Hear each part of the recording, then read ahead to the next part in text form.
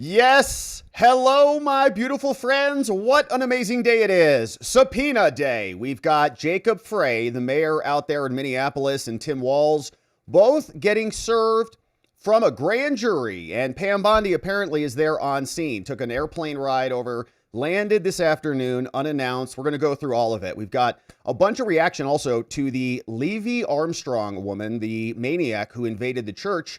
And we're learning a lot more about her. In fact, she was on the cables talking about how this was her entire plan. She had an intent to go in here and interfere with a lawful ceremony and a religious service because she had some political axe to grind. Well, there will be consequences for this, hopefully. And so we'll go through that. President Trump was also out this afternoon talking about it. We've got lots of reactions and even more people. There's teachers in Minneapolis that are now fighting with their students. That lunatic that was screaming, "You're a fake Christian," to all of the people, he is now not wanting to be followed. He wants to be left alone. Some people were meandering around the streets with him. So we'll talk about all of that, bunch of clips and segments and video and reaction and fallout, because we demand justice. We want repercussions for these crimes. Then we'll turn our attention to a couple of other big stories today. Of course, we've got a new filing from Erika Kirk. Charlie Kirk's widow has submitted in the Tyler Robinson assassination case. She's saying we want a speedy trial and we want it now. We'll read through that, and then we'll also look at what the news media submitted, because there's another attempt to close this thing down. The defense, again, Tyler Robinson, is saying we want to kick all the cameras out of the courtroom. Nice little fun typo in their motion as well. And the media is saying you can't handle this stuff under seal. This is ridiculous. We want access to the proceedings, as is our right. And then we'll wrap it up with some Supreme Court news, because Ketanjji Brown Jackson, the Supreme Court judge, embarrassed herself today. It was a doozy.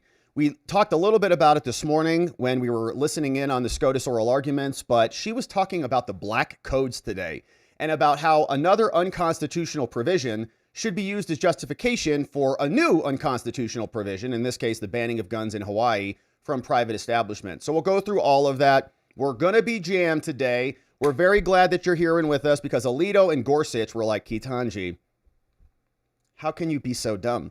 So we'll go through that. Bunch of clips and reaction. Very glad that you're here and with us at Watching the Watchers. Thank you for subscribing and hitting the like button while you're here. And then, of course, stick around so you can see Ketanji just fall on it right in the middle of the Supreme Court briefing. We had a great members only stream this morning. Shout out to our membos. Thank you for becoming a membo. Joining us in the mornings. We talked a lot about Greenland today and really unpacked all of that. Trump, of course, going over to Davos tomorrow. And so we appreciate you joining us and supporting our work as a membo on YouTube or on Locals. All right, now, without any further ado, let's get into business on the day. Subpoenas now flying in Minnesota. A bunch of different outlets reporting on this. Fox News saying the DOJ now serving grand jury subpoenas to Minnesota Democrats as the investigation into the obstruction of ICE continues on. And they're not alone. The New York Times is also capturing this. So is CNN. And they're all a little bit nervous here because, of course, these guys are in big, big trouble. New York Times reporting, boom, subpoenas on Tuesday went out to at least 5 Democratic officials in Minnesota, ramping up the investigation. This, according to them, is from 2 people familiar with the matter. So who is getting hit with these? Tim Walz, Jacob Frey, and the mayor of St. Paul, all for their obstruction. Also, 2 prosecutors, Minnesota prosecutors, the AG, Keith Ellison. I've got clips of him. This guy is now saying black people, and says they were all on the receiving end of similar subpoenas, formally served on their offices. But this is a significant expansion into the inquiry of these Minnesota criminals, in my opinion. But it now also appears they're going after some others. Ellison, Moriarty, and they're coming in hot. Now, the subpoenas didn't cite a specific criminal statute, but the inquiry was said to focus on whether these elected officials conspired to impede the thousands of federal agents who've been in the state since last month looking for illegals. So the New York Times, that's all we got on it from them.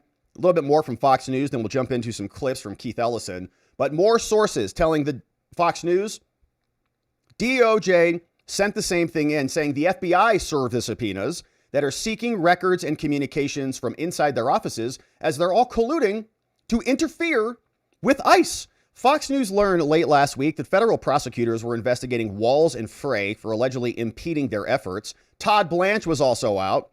He said, their anti-ICE rhetoric is really teetering on a federal crime, which is true.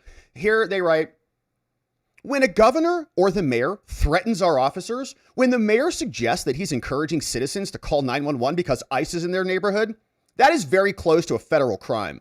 Walz also responded to the news conference. He said, you're weaponizing the justice system. And Alyssa Slotkin, the ex-CIA person, Jerome Powell, who runs an illegal branch of government. Before that, Mark Kelly, who committed crimes by encouraging a breach of chain of command. So they go on. Frey saying we're not going to be intimidated, blah, blah, blah. Well, you don't need to be intimidated. Nobody's asking you to be intimidated.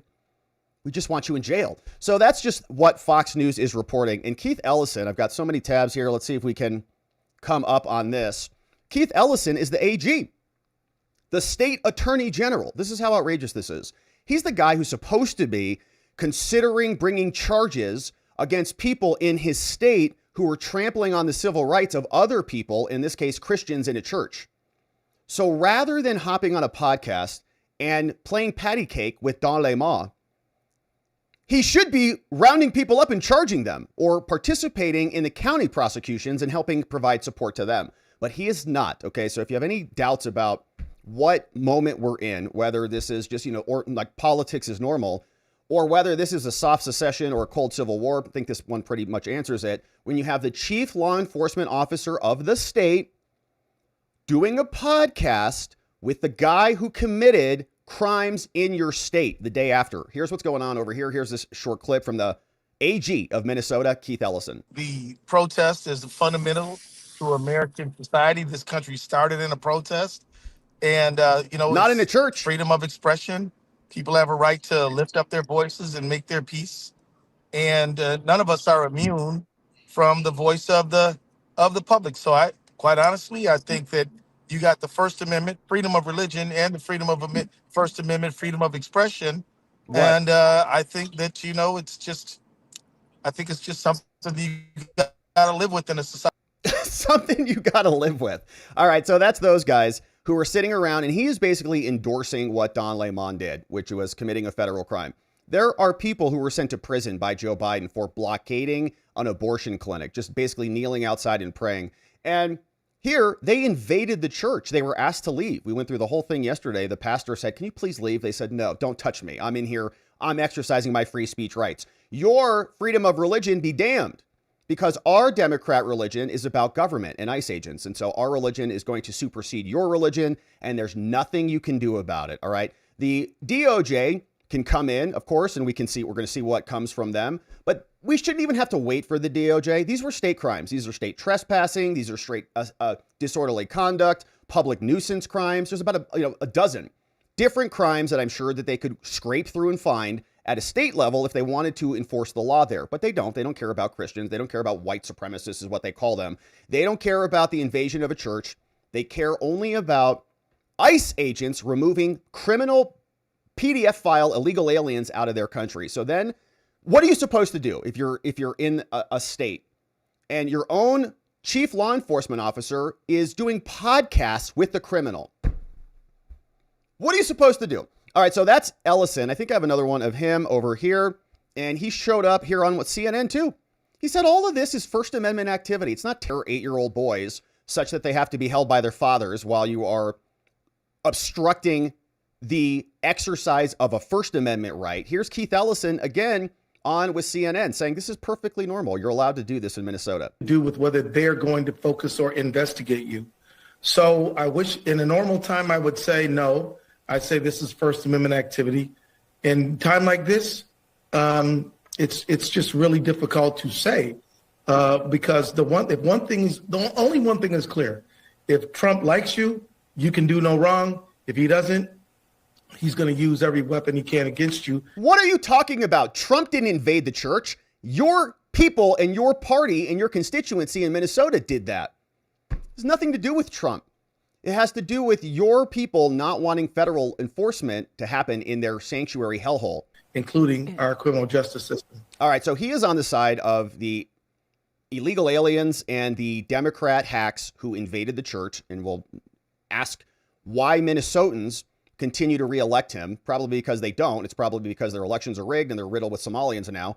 But we've got more on this because there were reports that Pam Bondi landed there in Minnesota. This guy's named Jake Gibson. He reports over for Fox, father, husband, Fox News. He says, AG Pam Bondi has arrived in Minneapolis. She landed a short time ago. We will be talking with her this afternoon about the latest on the subpoenas that got sent out to Walls, Frey, and the other people who invaded the church on Sunday, which is good news. So Pam's taking it seriously. We better see indictments, and I really think that Don Lemon needs to be included in there. If they just go after the one guy or a couple people, and Don Lemon escapes this, there's going to be hell to pay. So here's more from Bill. He said, DOJ sources confirmed to Fox News that 6 grand jury subpoenas were served today in relation to conspiring to impede federal law enforcement, including offices of Walls, Ellison, Jacob Frey, the St. Paul mayor, and Ramsey and Hennepin counties, going after all of them, which is a good start. But those people didn't invade the church. They're just colluding to impact the operations of ICE. So the people in the building should also be subject to some oversight and scrutiny because, of course, the FACE Act violators were sent to prison for years. Their God is the abortion clinics. Our God is Jesus, most of us, and some, other people have different beliefs. But it's not abortion, is not our sacrament. If you interfere with their sacrament, prison, 57 months, some people. If you interfere with our sacrament, what do you get? We're about to find out. So that's Bill. Pam Bondi's there. Subpoenas flying all over the place. Here was Fox News on scene reporting about this, and here is what we saw earlier today. Get to that, I want to get to the breaking news we have just heard. The FBI has apparently just served subpoenas to several officials here in Minneapolis, including members of the office of Governor Tim Walz. Let's go. We will bring you more information as we get it on those subpoenas. Meantime, the number of protesters out here at the federal building is diminishing every day, it seems, but the war of words between local officials and the Trump administration. To that, I want to get continues on, and the Democrats in Minnesota are just going to continue to say racist, white supremacist, bigot, xenophobe, all the things, which really have no power anymore. And so they have to invade the churches, right? They're losing all of their other tools, so they have to accelerate this. And I think they want something. They're trying to trigger something happening here. It's not like an impromptu little protest that happened. We're learning a lot more about this woman. We'll come back to her. But her name is Levy Armstrong. And so she showed up. She was on with Chris Cuomo. You remember him barely. And was asked about this, her intent and what her whole operation was. We'll watch this clip, a little bit more about who this woman is. And you can see she's got a whole website. Very proud of herself. Nekima Levy Armstrong. She was one of the ringleaders of this whole operation. And of course, Don Lemon is as culpable. Both the people are going to be pointing their fingers at each other. And Don's going to say, oh, I was just a journo. I was just there. No. She was the operator. He was the amplifier. She conducted the affairs. He made sure people got to see it. So they were working hand in glove. And they were performing for Don, right? He had the cameras. He's got the microphone. He's got the media outlet. So she needed to really turn it up, and he needed to amplify that. So they were working together. But here's this woman. She says she's an award-winning civil rights lawyer. President, NAACP, best-selling author, blah, blah, blah. She wrote a book for kids called J is for Justice. And I notice there's no white kids on there, which is a bigoted thing to do. So she's all over the media. They have elevated her children's book and all the things. And she's basically an agitator. Okay, so she ran against Jacob Frey, lost, and then he appointed her to another position, right? That's how it goes. You use leverage against your own party, and then they install you in certain positions. But they're basically all communist, okay? This is a website called CPUSA, which is Communist Party USA. Some of the most demented and sick and twisted and all sorts of things, people who are communist, and she is one of them. And together, they were working on holding boycotts of Target. Okay, so this is just what they do. She's an activist. She's an agitator. So Target was, I think, allowing something to happen, or they weren't doing Pride Day. Yeah, they weren't doing Pride Day. Okay, so they went in there and they interfered on Pride Day. Now they're doing that again. So today, apparently, they also showed up at a Target and let me try to find, here it is. Yeah, apparently doing the same thing. So she was a leader of another organization back when Target canceled all their Pride stuff, took all that crap out of the clothing section. Like, what is this? They took it out. So then they protested back then with Levy Armstrong. Now they're doing it again. They're going into Targets. Look at these lunatics who are all there demanding that Target not let ICE use the potty. They have to hold it until they get back to the federal government facility. Like, these people, what are they doing? This is childish. Watch. We are one. We won't stop fighting. We won't stop fighting. The ICE is gone. The ICE is gone. Oh my gosh. Look at this lady. They have a ringleader who's singing this. Let me move my fat head out of the way. Look at this lady. People are not illegal. Yes, they are. Yes, they are. There are all sorts of illegal people everywhere you go. There's all sorts of, trespass rules. Like, there's a whole crime called trespass. It's like, you're not supposed to be here. It's on the books in every single state in America, idiot. Is gone. The ICE is gone. Okay.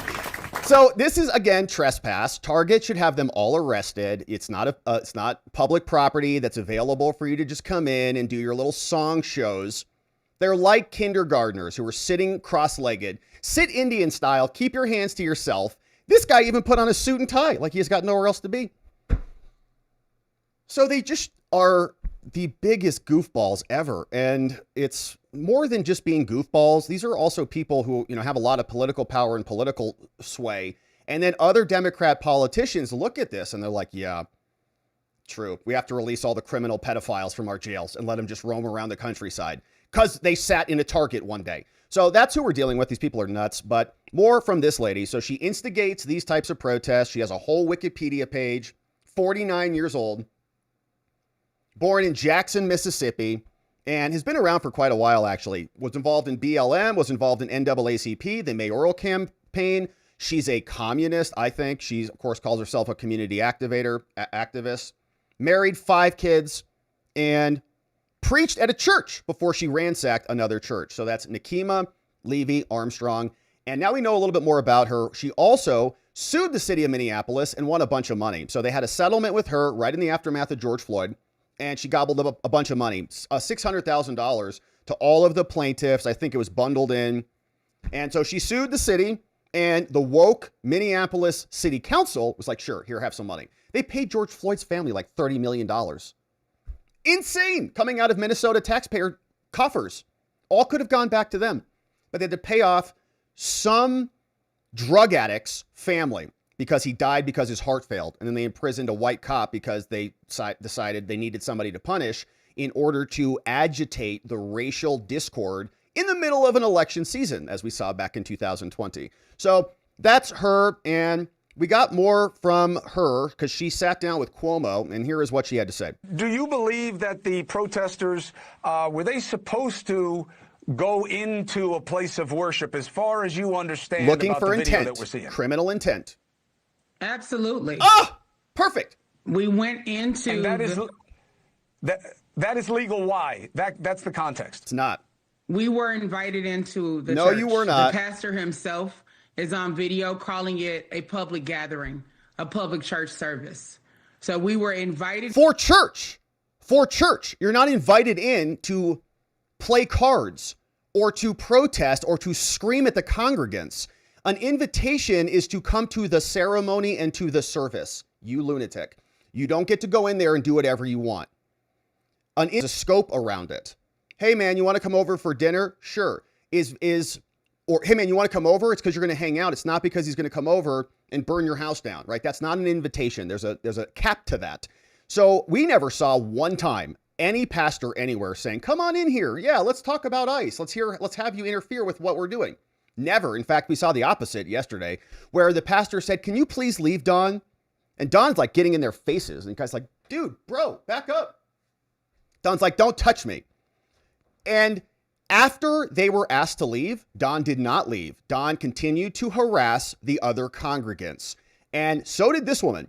And so the invitation excuse, nobody's buying that. She should be indicted too. and contrary to your opening statement saying BLM protesters busted in, that's absolutely inaccurate. No, it's not. As a matter of fact, most of the people who were a part of the protest were everyday, ordinary citizens who are frustrated with the brutality that we have dealt with at the hands of ICE. Yeah, you're dealing with brutality. Are you an illegal alien who attacks kids? And she's a liar too, okay? Because there's this other post. Somebody identified this woman. Wow. And so she was there also. Behind her, you see here's Levy Armstrong. All these people are just average community folks who were just hanging around. Don Lemon. Who's this woman? Oh, it's this woman right here. Like, no wonder she's so mad. She says, breaking, one of the anti-ICE protesters who stormed a church has been identified as Chantel Allen, a school board member. Oh, for St. Paul Public Schools. Oh, and so not just an average everyday person, another co-conspirator who's also in government on the school board. This woman is in charge of your children's education. So good luck out there in Minnesota. Yikes. So Chantel Allen, clerk, Colborne admin offices, courtesy of Libs of TikTok. And is that an actual kid here? Is that a sweatshirt? Or does she literally have a human trying to burst out of her? I think it's a human trying to burst out of her, which you can understand why that might be. So she's there, and Levy Armstrong, of course, is, oh no, it's just like random people here, all just coming out here to protest because we've been attacked so badly. Like, what has she suffered, this woman, other than getting more content that she can agitate around? Here's Levy. And over the weekend, we found out that one of the pastors at the church, David Easterwood, also serves as the director of the field office for ICE. Wow. In St. Paul at the Whipple Federal Building. Now, man, shout out to that guy. So he's arresting illegals by day and then preaching a sermon on Sundays. All-American hero. Shout out to that guy. As an ordained reverend and as an itinerant preacher, I was shocked. I'm someone who believes very firmly in the gospel of Jesus Christ. And the foundation of that gospel is to love thy neighbor as you love thyself. Yeah, well, good neighbors don't invade another person's worship, right? Good neighbors don't break into your home or your country illegally. Good neighbors don't attack your citizens and your family and our girls and throw their bodies over bridges, lady. So maybe the illegals should go find some Jesus. They can do it back in their home countries too. When you contrast that to the behavior of ICE agents who have done anything but love their neighbor. As a matter of fact, they have killed their neighbor. When Renee Good was killed by ICE agent Jonathan Ross. What did Renee Good do? Was she just walking her dog down the street and she just got popped in the head? No, she was in a car. She was trying to run over a federal agent and escape after receiving multiple lawful orders after allegedly following them around all day. That's not very Jesus-like, is it? On January 7th of 2026, we realize that there is a dichotomy at work that is unsustainable. How can you be both a pastor as well as someone who unleashes ICE agents upon our community who are inflicting harm day after day after day? That's the real story. I understand the grievance. I cover that story here every day, Nakima. What I'm saying is, go ahead, are you Chris. open to one, the pastor saying, I did not invite them in, and he says on tape many, many times, I don't want them here. I didn't ask them in. They came in. But that's a question of fact. Let's put it to the side. Are you open? It's not really a question of fact. It's on video. We watched it here yesterday multiple times. If this woman has evidence that they were invited into the church, where's the video? Why can't they just share that with us? It would put this whole thing to bed instantly, but they don't have any evidence because they invaded the church. As proof of what's wrong with your side, as it's called. Right? Yeah, and don't drape a veil of Christianity over us as we're watching this on screen, as you just went in there and interrupted the entire ceremony. It's evident what you were doing. You were not respecting the connection with our God and our higher power. You were trying to interrupt that because you had a higher end in mind, which in this case was to scream and shout about ICE. Right now, as opposed to, go ahead. No, I think it's proof of what's right.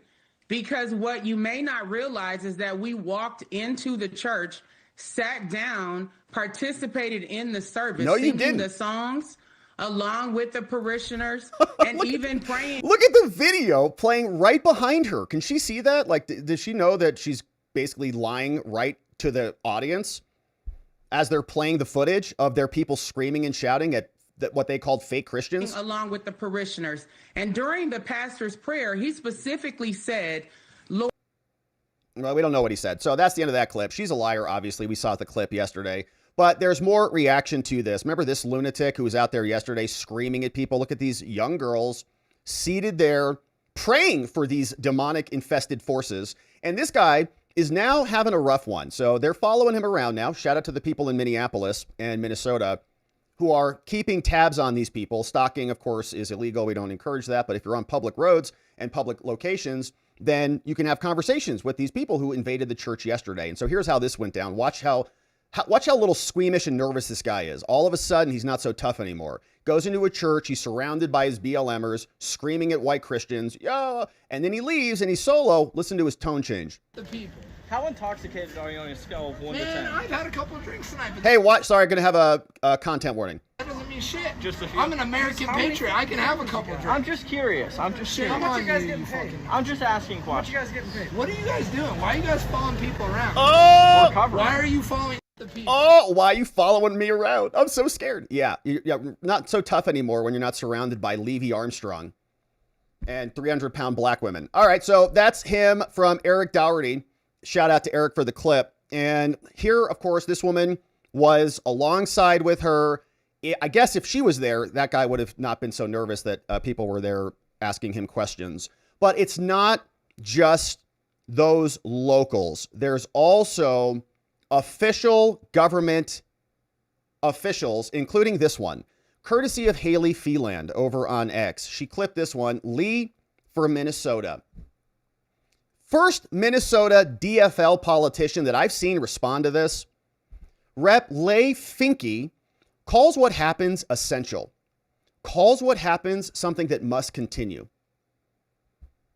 Remember when they shot and killed Charlie Kirk and they were salivating over that? They were celebrating it on the college campuses. They said, hey, we want more dead fascists, please.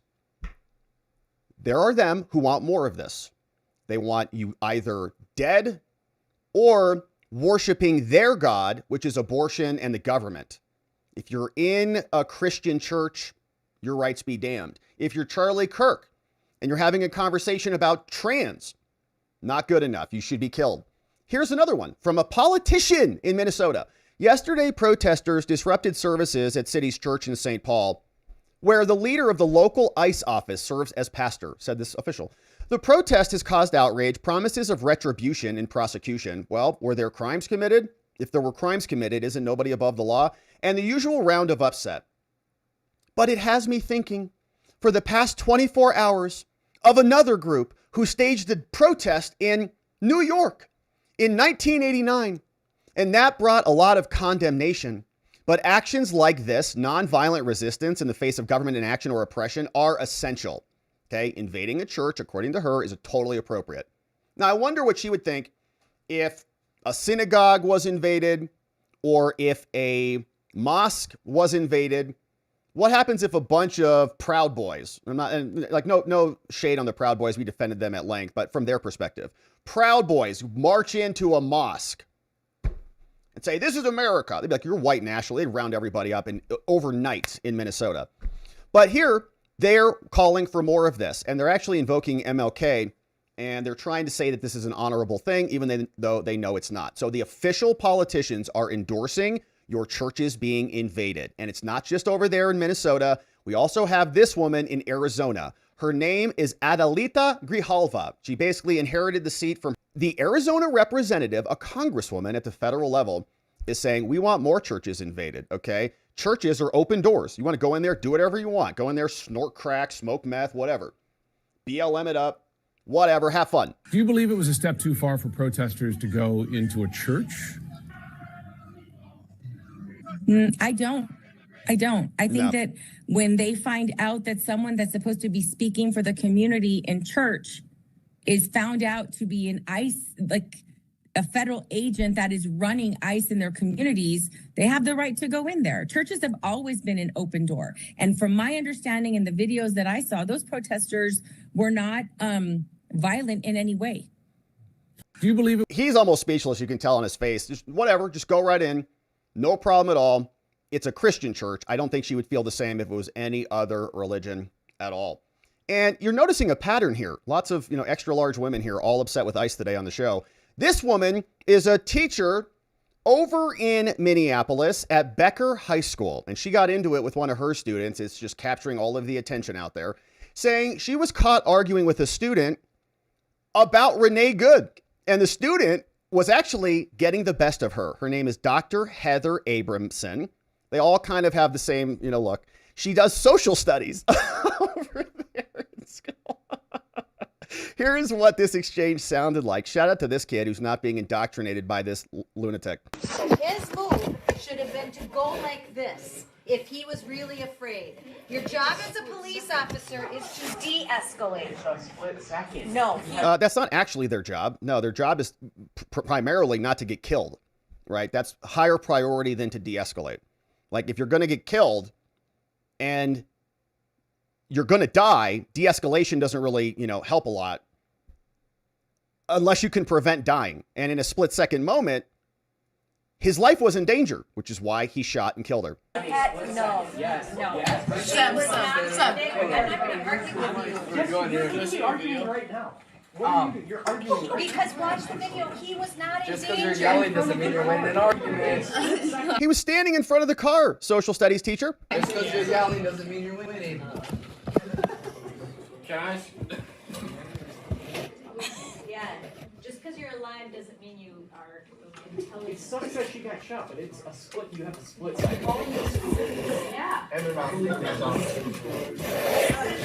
You're gonna take that? She's fucking stupid. Okay, so they're getting into it in the schools, and shout out to the students for not getting indoctrinated by Dr. Heather. Doctor, like Dr. Jill, I'm sure. Dr. Heather Abramson, I'm sure. A doctor of what? We don't really know. But the student standing his ground and shout out. I remember having a lot of psychopath teachers like this. It was just not fun at all. And I almost got failed, actually, by one teacher in my sophomore year because she didn't like my take on Coca-Cola. She said, they're oppressing the indigents. I said, well, it's also a delicious drink. But here we know more about her. The same woman, Heather P. Abramson, and shout out to Libs at TikTok for digging in on this one, says the teacher who argued with and insulted a student over the shooting is an educator. And here was what she posted back in 2022. These are the teachers that we have running around our schools. Becker social media kit from Heather, same lady we just heard screaming at a student. Said educators believe school should be a place where all students can come to class feeling safe and learn lessons they need to live and lead in a multicultural, multiracial world. Isn't that beautiful? Wow. So nice. Unfortunately, some Becker school board members and leaders are trying to prevent those things from happening. They're trying to silence educators and stop students from receiving accurate and honest lessons, liar, about the role of racism, gender, and civil rights in our country. All of their key issues, which are basically just little communist virtue signaling phrases that allow them to have total control over policy and politics across the planet. Because you just say, oh, you just hate women. Oh, you're just a misogynist. Oh, you're just a racist. Oh, you just don't like black people or civil rights, or you don't like due process, right? You don't believe in our it's carte blanche to do whatever they want, which is why they like to use those phrases. Now, the school board already passed a communications policy that infringes on our educators' First Amendment rights. The First Amendment doesn't say anything in there about a teacher being able to say whatever she wants in her place of employment. Okay, if you want your free speech, you can go have all of it. You just can't teach it to the kids because this is a job. This is not a political activist organization. So she was encouraging people back on Facebook and blah, blah, blah. Here are some of the sample messages to post. And so she's out there saying, go agitate because she loves multiculturalism and multiracial world, which is very interesting because many of the other cultures and many of the other races want nothing to do with a certain group of individuals in America. In this case, white people. In this case, white Christians specifically. They are forgotten about for the most part. No state officials giving a rip about it. No Heather Abramson saying, what about multicultural, multi-religious? Nothing like that. They want it all rooted out because just like Karl Marx, their enemies are capitalism and Christianity, which he was very explicit about. So we had some more reaction over on CNN. And This person, another legal contributor over there, let's see what he had to say. He said they're in big trouble. Let's see what is happening on CNN about this. What does the law say about protesting in a church like this? Yeah, the law says that these protesters are in trouble. There's a federal statute called FACE, F-A-C-E, that says if you interfere or physically obstruct another person's First Amendment right to exercise their freedom of practicing their religion, it is a federal crime. Now, had these protesters stood outside the church, been on the sidewalk, been on the street, they likely would have been protected by their First Amendment right to protest. But you're allowed to protest in a public forum, but that right is not absolute. They crossed the line when they went inside a church. And I think of it almost like, a church is public property. Imagine if protesters went inside a hospital to protest Medicaid or health policy and interrupted treatment of patients. It's really not that different. Yeah, it means it's publicly accessible. Like you can walk into the building without an appointment. It doesn't mean you can do whatever you want. You can't just move in there. This is my room now. No, this is a hospital. No, this is a church. These types of activities, you're not invited to do those things. So she's right.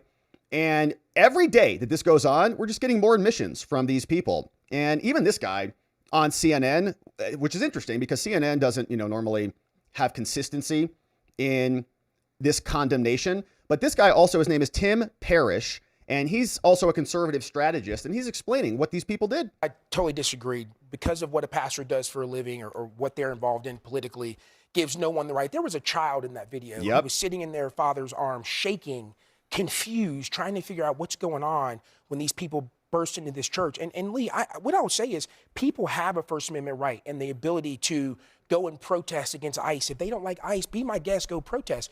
But those people in that church, I would say and, not but, those people in that church absolutely have a First Amendment right to gather and worship the God of their choosing. And I'll say a point here is it is actually Dr. Martin Luther King Jr., the day that we recognize his contribution to the country today.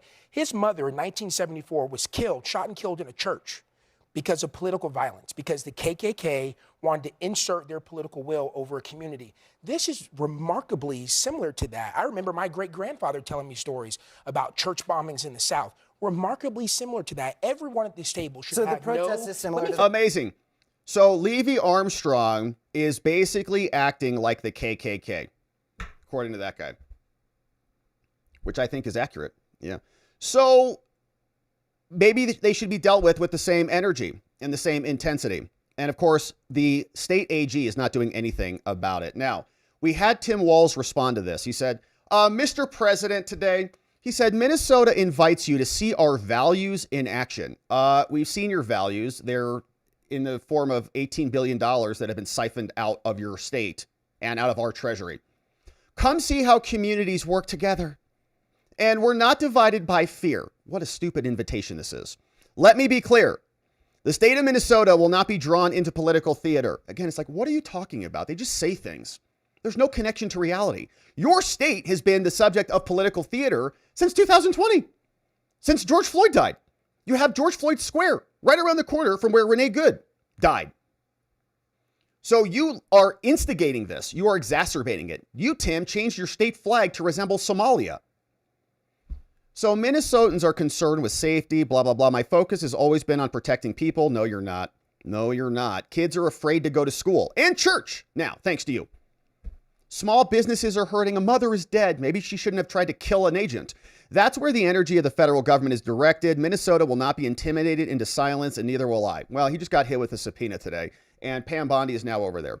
So we'll see what is unearthed on that, but that's a separate issue, right? Fraud is a whole separate years, rooting out the fraud, and I hope we do. I really think the fraud, in terms of a political campaign, is analogous to J6, and I think it's much more impactful, right? The FBI, the DOJ can spend the next 3 years rooting out fraud in all of the blue states and blue cities, and they'll have a bunch of champions clapping for them as they do it.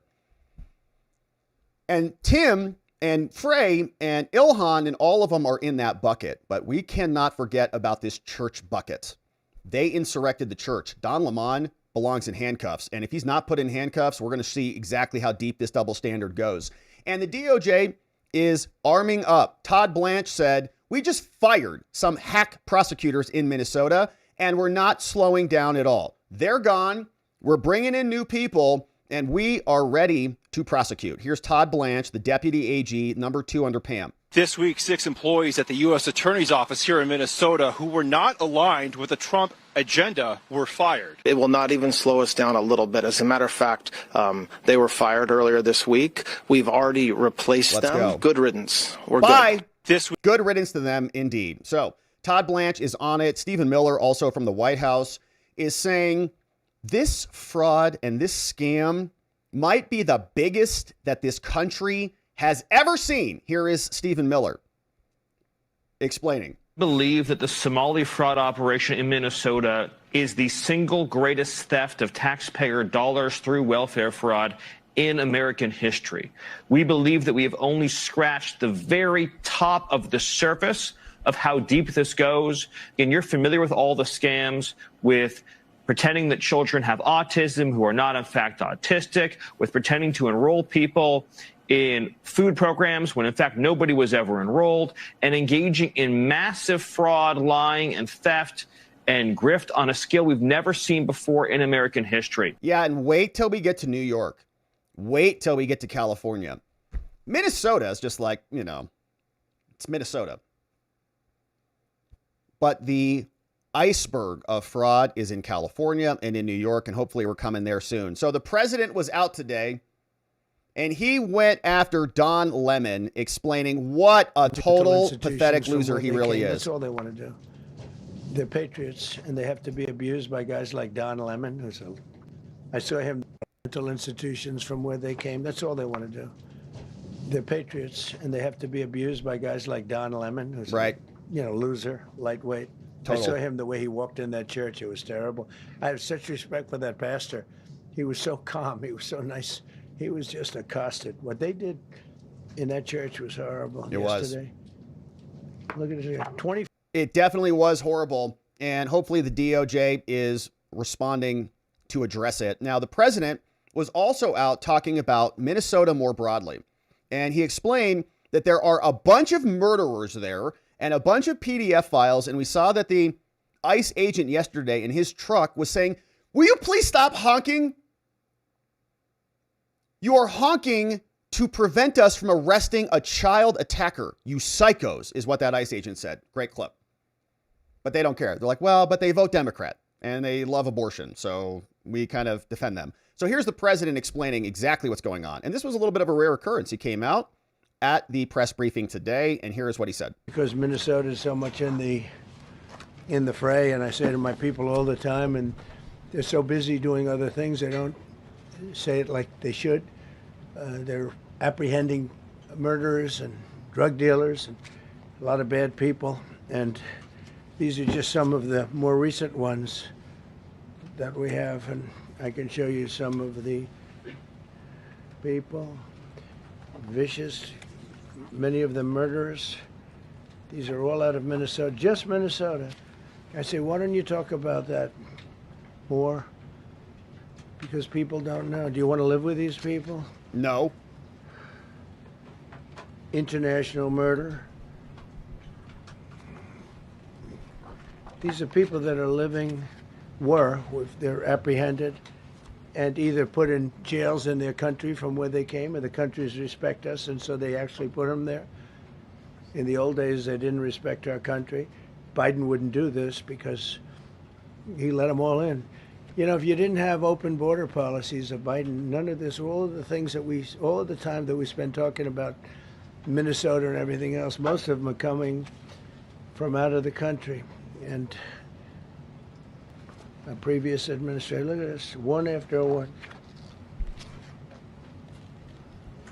Boy, these are rough Another characters. One. Worst of the worst. These are all criminal, illegal aliens that, in many cases, they're murderers, they're drug lords. Oh, assault on a child. Great. Drug dealers. Yeah, great. They're the mentally insane. There's some of them who are brutal killers. They're mentally insane. They're killers, but they're insane.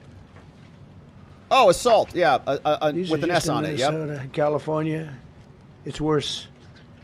In other states, it's worse. No, Minnesota, the crime is incredible. The financial crimes are incredible. And the problem is because of the agitators and insurrectionists, whatever you want, troublemakers, but they're paid agitators and insurrectionists. Yeah, like Don Lemon and Levy Armstrong, who both ransacked the church. So here's more from the president. He said, it's $19 billion with a B. Anybody in business, right? Just think about, well, how much does your company generate a year? If you're in the hundreds of millions, that's amazing. But it's not quite billions, and they stole 19 of them. Nobody talks about the fact that $19 billion at a minimum is missing in Minnesota, given to a large degree by Somalians. They've taken it. Somalians, can you imagine? We can. And they don't do it. A lot of very low IQ people, they don't do it.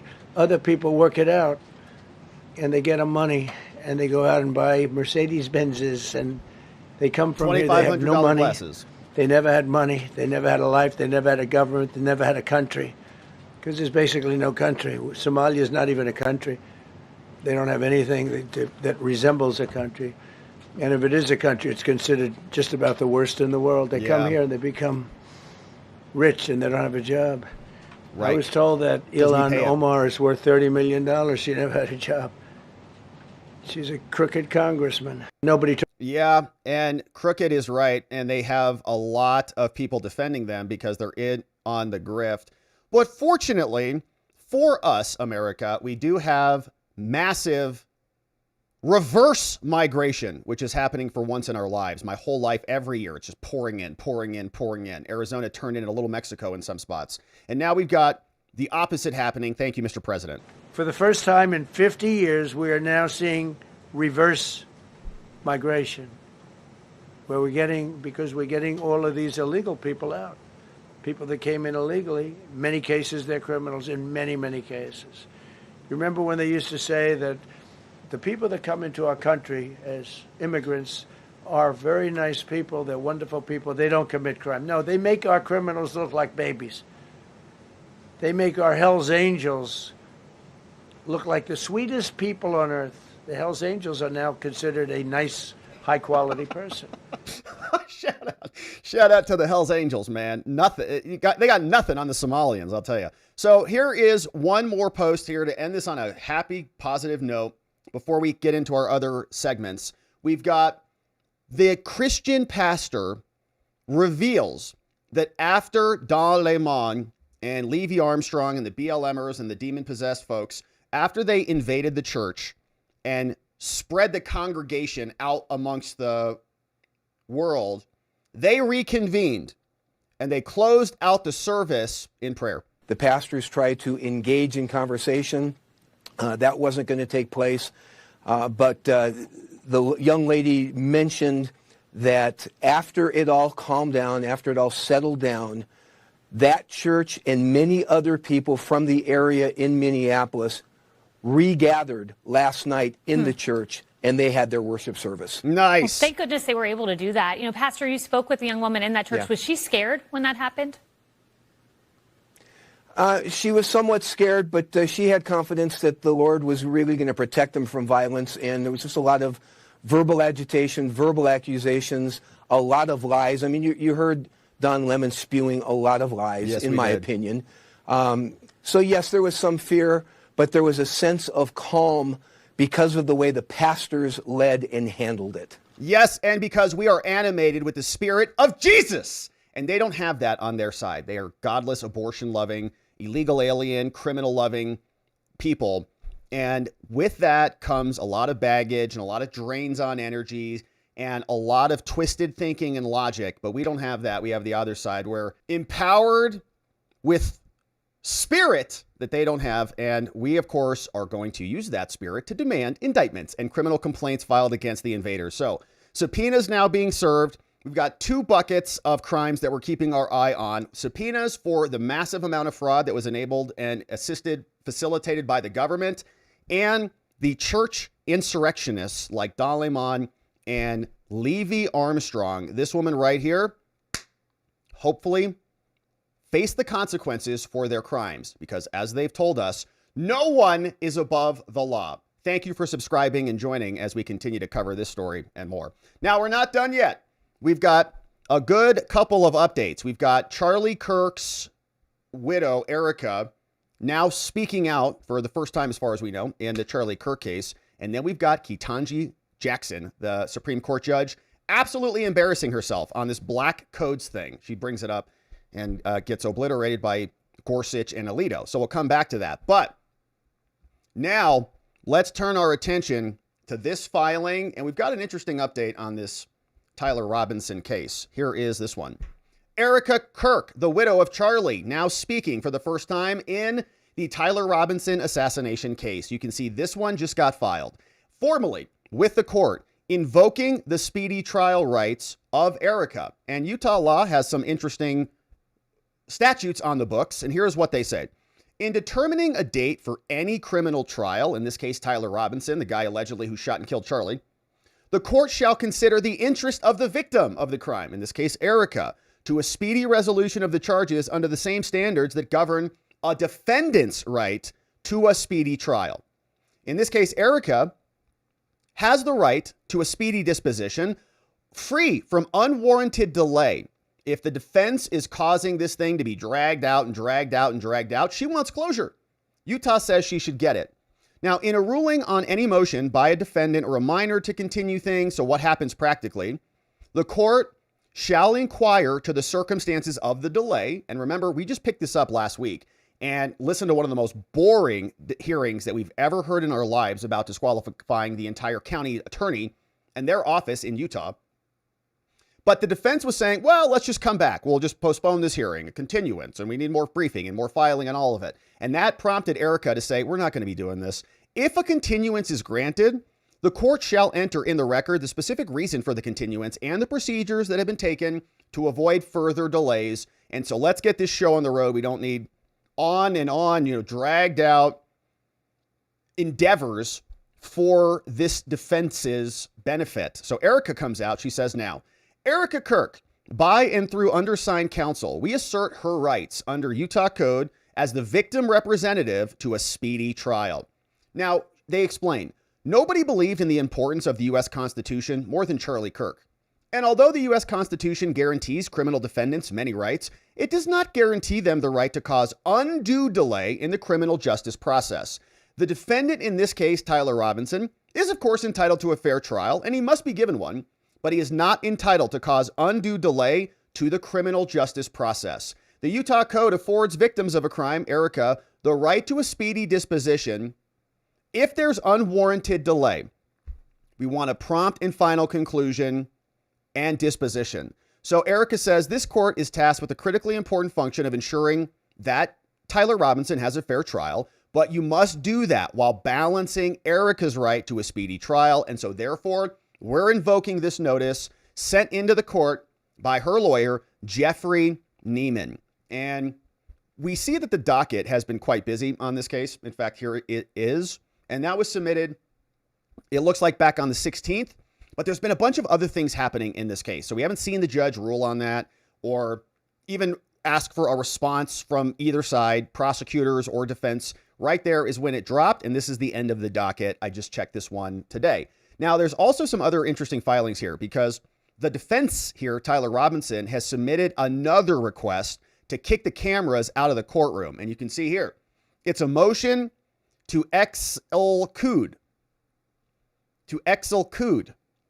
See, even lawyers make stupid typos. I do it all the time here on the channel. In fact, I've seen some comments like, why do you have so many typos? It's because I'm a lawyer, all right? So here you can see I apparently can't adjust that. There we go. Can't even click or spell. But here they write, motion to exclude still photographers, TV cameras, and microphones from the courtroom because they don't want. By the way, the prosecutors aren't really fighting hard against this. At the last hearing, the disqualification hearing, we saw the defense wanted to kick the cameras out, close everything. Even the prosecutor was like, yeah, so do we. Judge said, why? Why do you want to close it down? He said, well, because we might screw up and use somebody's name. And the judge said, I don't care. You're a pro. Act like it. So now the defense is coming after that hearing, and they say the following. We want you to get rid of the cameras, and we're going to file a big fat motion accordingly. We have a 262-page motion that we're going to submit to you, Judge. We need permission to have that much room. So in accordance with this, we're asking for your permission. Why do we need to submit this? Well, because they're going to ask for the death penalty for Tyler Robinson.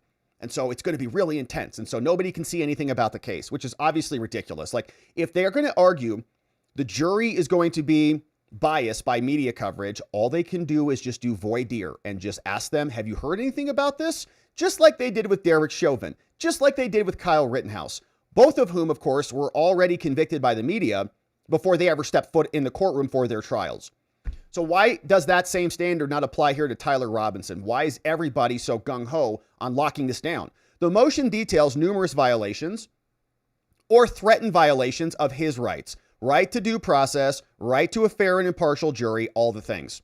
Now, these claims require development, and so we need 200 plus pages to send that in to you. This analysis also includes in-depth briefing on relevant Supreme Court cases, Utah blah, blah, blah, and more. And the lengthy fact development is necessary. So we're asking for permission to submit this. It's 200 plus pages on why we should close this entire case down. Mr. Robinson recognizes that if you grant this request, the state should also get 200 pages and they can respond accordingly. And so based on the foregoing, you should allow us to submit this motion courtesy of the attorneys for Tyler James Robinson in their defense. Now, that also got dropped, but we haven't gotten an order on that. But what we do have is the news media. And we heard them at the last disqualification hearing. They were coming out saying, you can't close any of this down. Actually, at the disqualification hearing, they were kind of in agreement to close it down, and the judge still overruled them. But now they're responding. They're saying, hey, stop filing motions under seal. This is a public case. We have a right to be heard in it, and the judge is allowing them to proceed with keeping a lot of this stuff locked down. So all of the media came crashing in here. They said, look, Deseret News, we've got Fox, Lehigh Free Press, CBS, New York Times, Fox News, Law and Crime, AP, all of them are here. And we are opposing the defense motion to have that motion filed under seal. Because this court granted their motion to lock that filing down without even affording the news media the right to oppose it and be heard, you're supposed to tell us if you're going to file stuff under seal so that we can be heard. They didn't do that. The news media requests that you vacate your order. You were supposed to give us an opportunity to object before you allowed it. You didn't do that. Now, the defendant, in this case, the media is filing this. They say the defense, Tyler Robinson, filed his motion back on January 9th. The motion itself provides almost no explanation at all for why the presumptively public filing should be classified as non-public. Nor does it, or the order granting it, even go through the analysis. Yes, you can lock things down and file things under seal, but there's a process you have to go through. The media needs to be alerted about it so they can lodge their objections. If they don't know about it, they can't object. So they did find it. They saw it on the public docket, and they say, you didn't even explain why you closed it.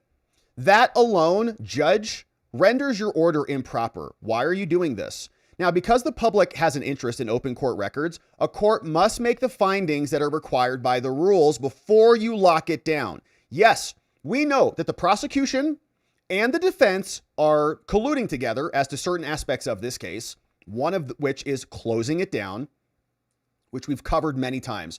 Even before that disqualification hearing, the government was agreeing to Zoom meetings, and he can turn his camera off and waiving his appearance and all sorts of stuff. Because I think that part of them, they're scared, honestly. You could see it in that prosecutor's face, like, well, we make mistakes. Okay, yeah. That's true, but that doesn't mean you get to have adverse disclosure to the public. We have a right to. So the failure of the district court to make these necessary findings, if you're just going to close it down without actually following the rules, that unless the facts in the record are clear and uncontroverted, only then can they support locking it down. And this judge is not even doing that. Not actually making the requisite finding. Now, moreover, you, judge, you also entered your order granting the motion the following Monday. They filed it like on a Friday. Then on Monday, you're like, granted. You didn't even afford us, the news media, the opportunity to even oppose the motion. And in your order, in the standing order under Rule 4, the rules say, you said before, judge, this was your order. On December 29th last year, you said, This court said the news media would have 7 days to oppose closure requests. You'd give us a week. You didn't do that. You came out, you gave them 4 days. Now, because that did not happen here, you should also vacate your order on your own grounds. You violated your own order, Judge. Now, on a substantive level, the news media understands that the basis for Tyler Robinson's closure request is that the motion at issue concerns his plans to argue or concerns evidence that he says would be inadmissible at trial. So he wants to talk about certain things and he doesn't want the public to know about them. Now, apparently on the assumption that pretrial suppression hearings and the motions that are related to them are necessarily non-public. It's like, okay, so you want to have an evidentiary hearing? You want to have a suppression hearing and you don't think we should know about that? The law is the opposite. And because Tyler Robinson has indicated that he intends to keep making this argument for future motions, the news media submits this opposition to correct that misimpression. It's not by default that these hearings are closed. They're actually by default open. Now, in its seminal decision in 1980, the United States Supreme Court recognized this, a First Amendment right of access that inheres in the very nature of a criminal trial under our system of justice exists. And subsequent decisions, because we want to make sure that these prosecutors are doing their job. We want to make sure that this case is not some patsy. We want absolute transparency so that we can rest assured as the American people that our justice system is functional. And if you can't see inside, then you have no accountability for the people who are operating on the inside. Sunlight is the best disinfectant. That's why the Supreme Court ruled that way back in 1980. Now, subsequent decisions following that recognize that there is a structural right, and there's no doubt about the First Amendment and our right of access to suppression hearings and everything else. A court may not close a suppression hearing on a possibility that there might be tainted, non-public evidence that might impair the selection of a jury.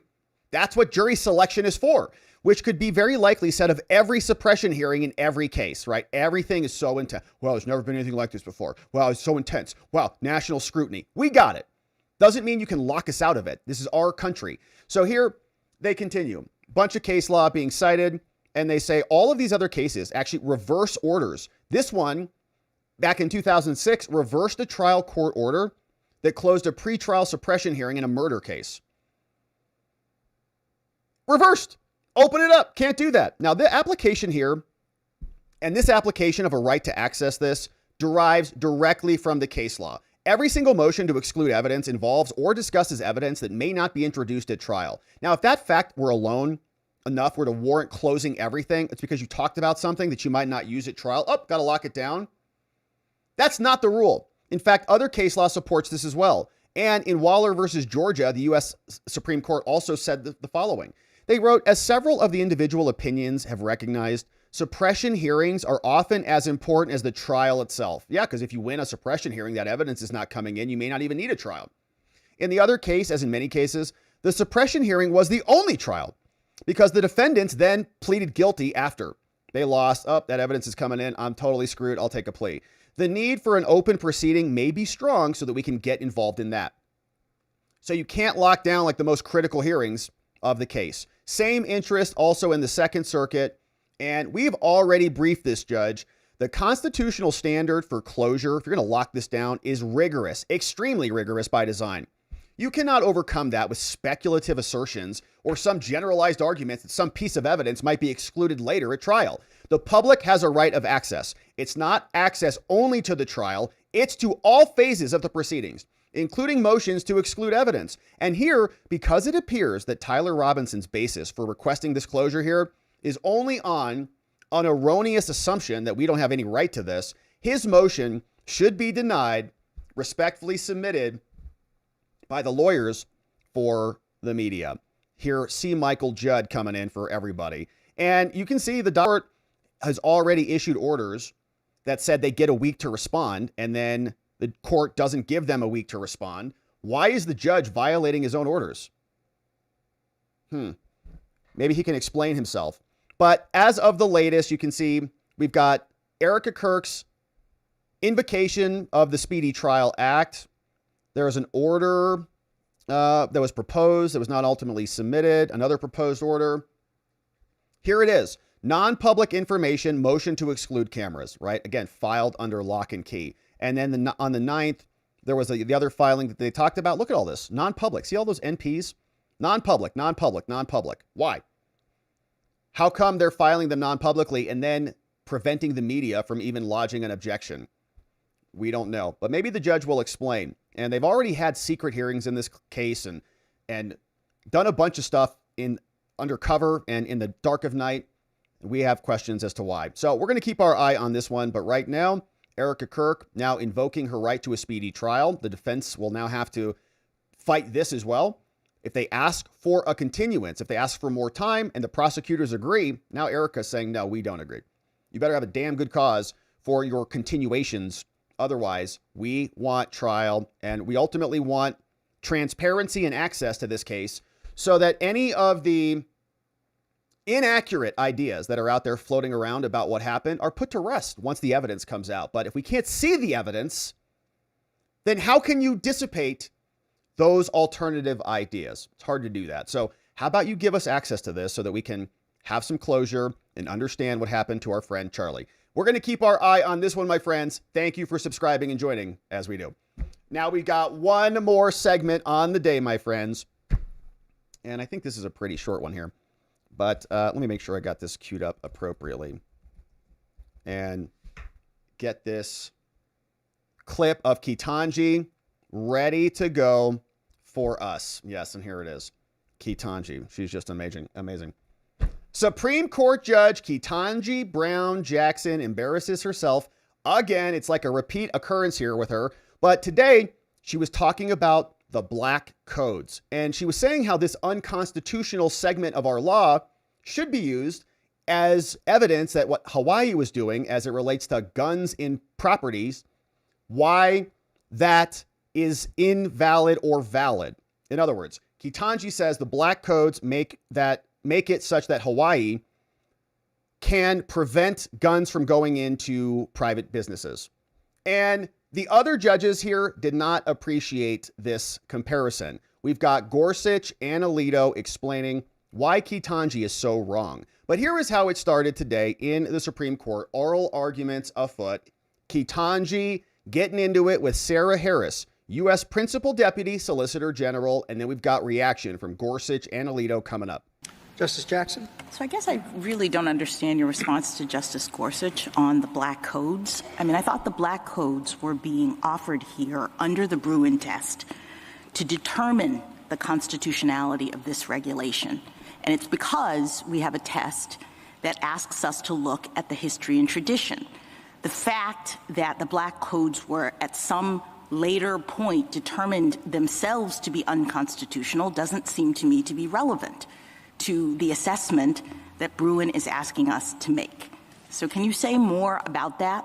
Absolutely. Okay, so Bruin is the Supreme Court case about the Second Amendment that says you have a right to protect yourself. And the black codes, as Ketanjji just referenced for us, were the black laws, were racially segregationist and discriminatory state laws that were passed and then ultimately deemed to be unconstitutional. Now, the case that we're talking about today is a Hawaii case. And in Hawaii, they say you by default can't bring a gun into a private place of business unless you get explicit permission from the business owner. Now, in most other places, the default is unless the business says don't bring it in and you have a concealed carry permit, then you can bring it in there. But Hawaii is trying to invert that to basically make it very difficult to move around with your firearm anywhere because of the Hawaiian law.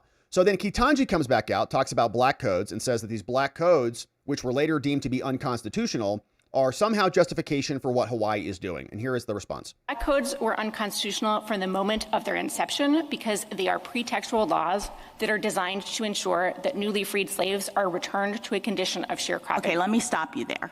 They were not deemed unconstitutional. They were part of the history and tradition of the country. Yeah, and so there's a lot of that happens, right? Lots of things happen. You deem them unconstitutional.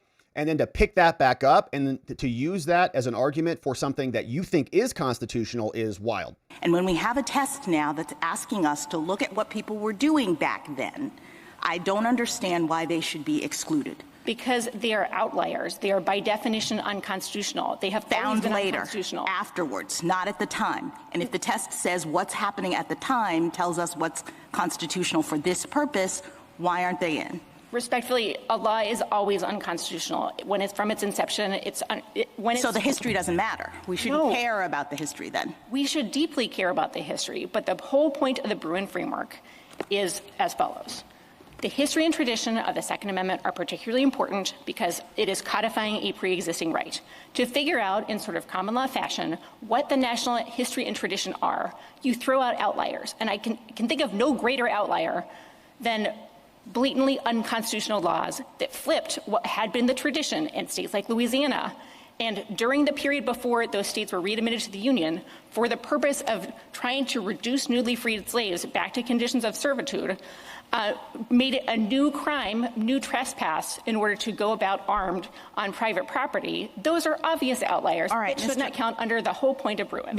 Yeah, so they move on from Ketanjji. She realizes she just got backhanded by the Solicitor General, Deputy Solicitor General. Nice job. And the other justices were also, I think, a little taken aback by it. I wish that there were cameras in the courtroom because I would have loved to have seen Alito and Gorsuch's face when Ketanjji's over there.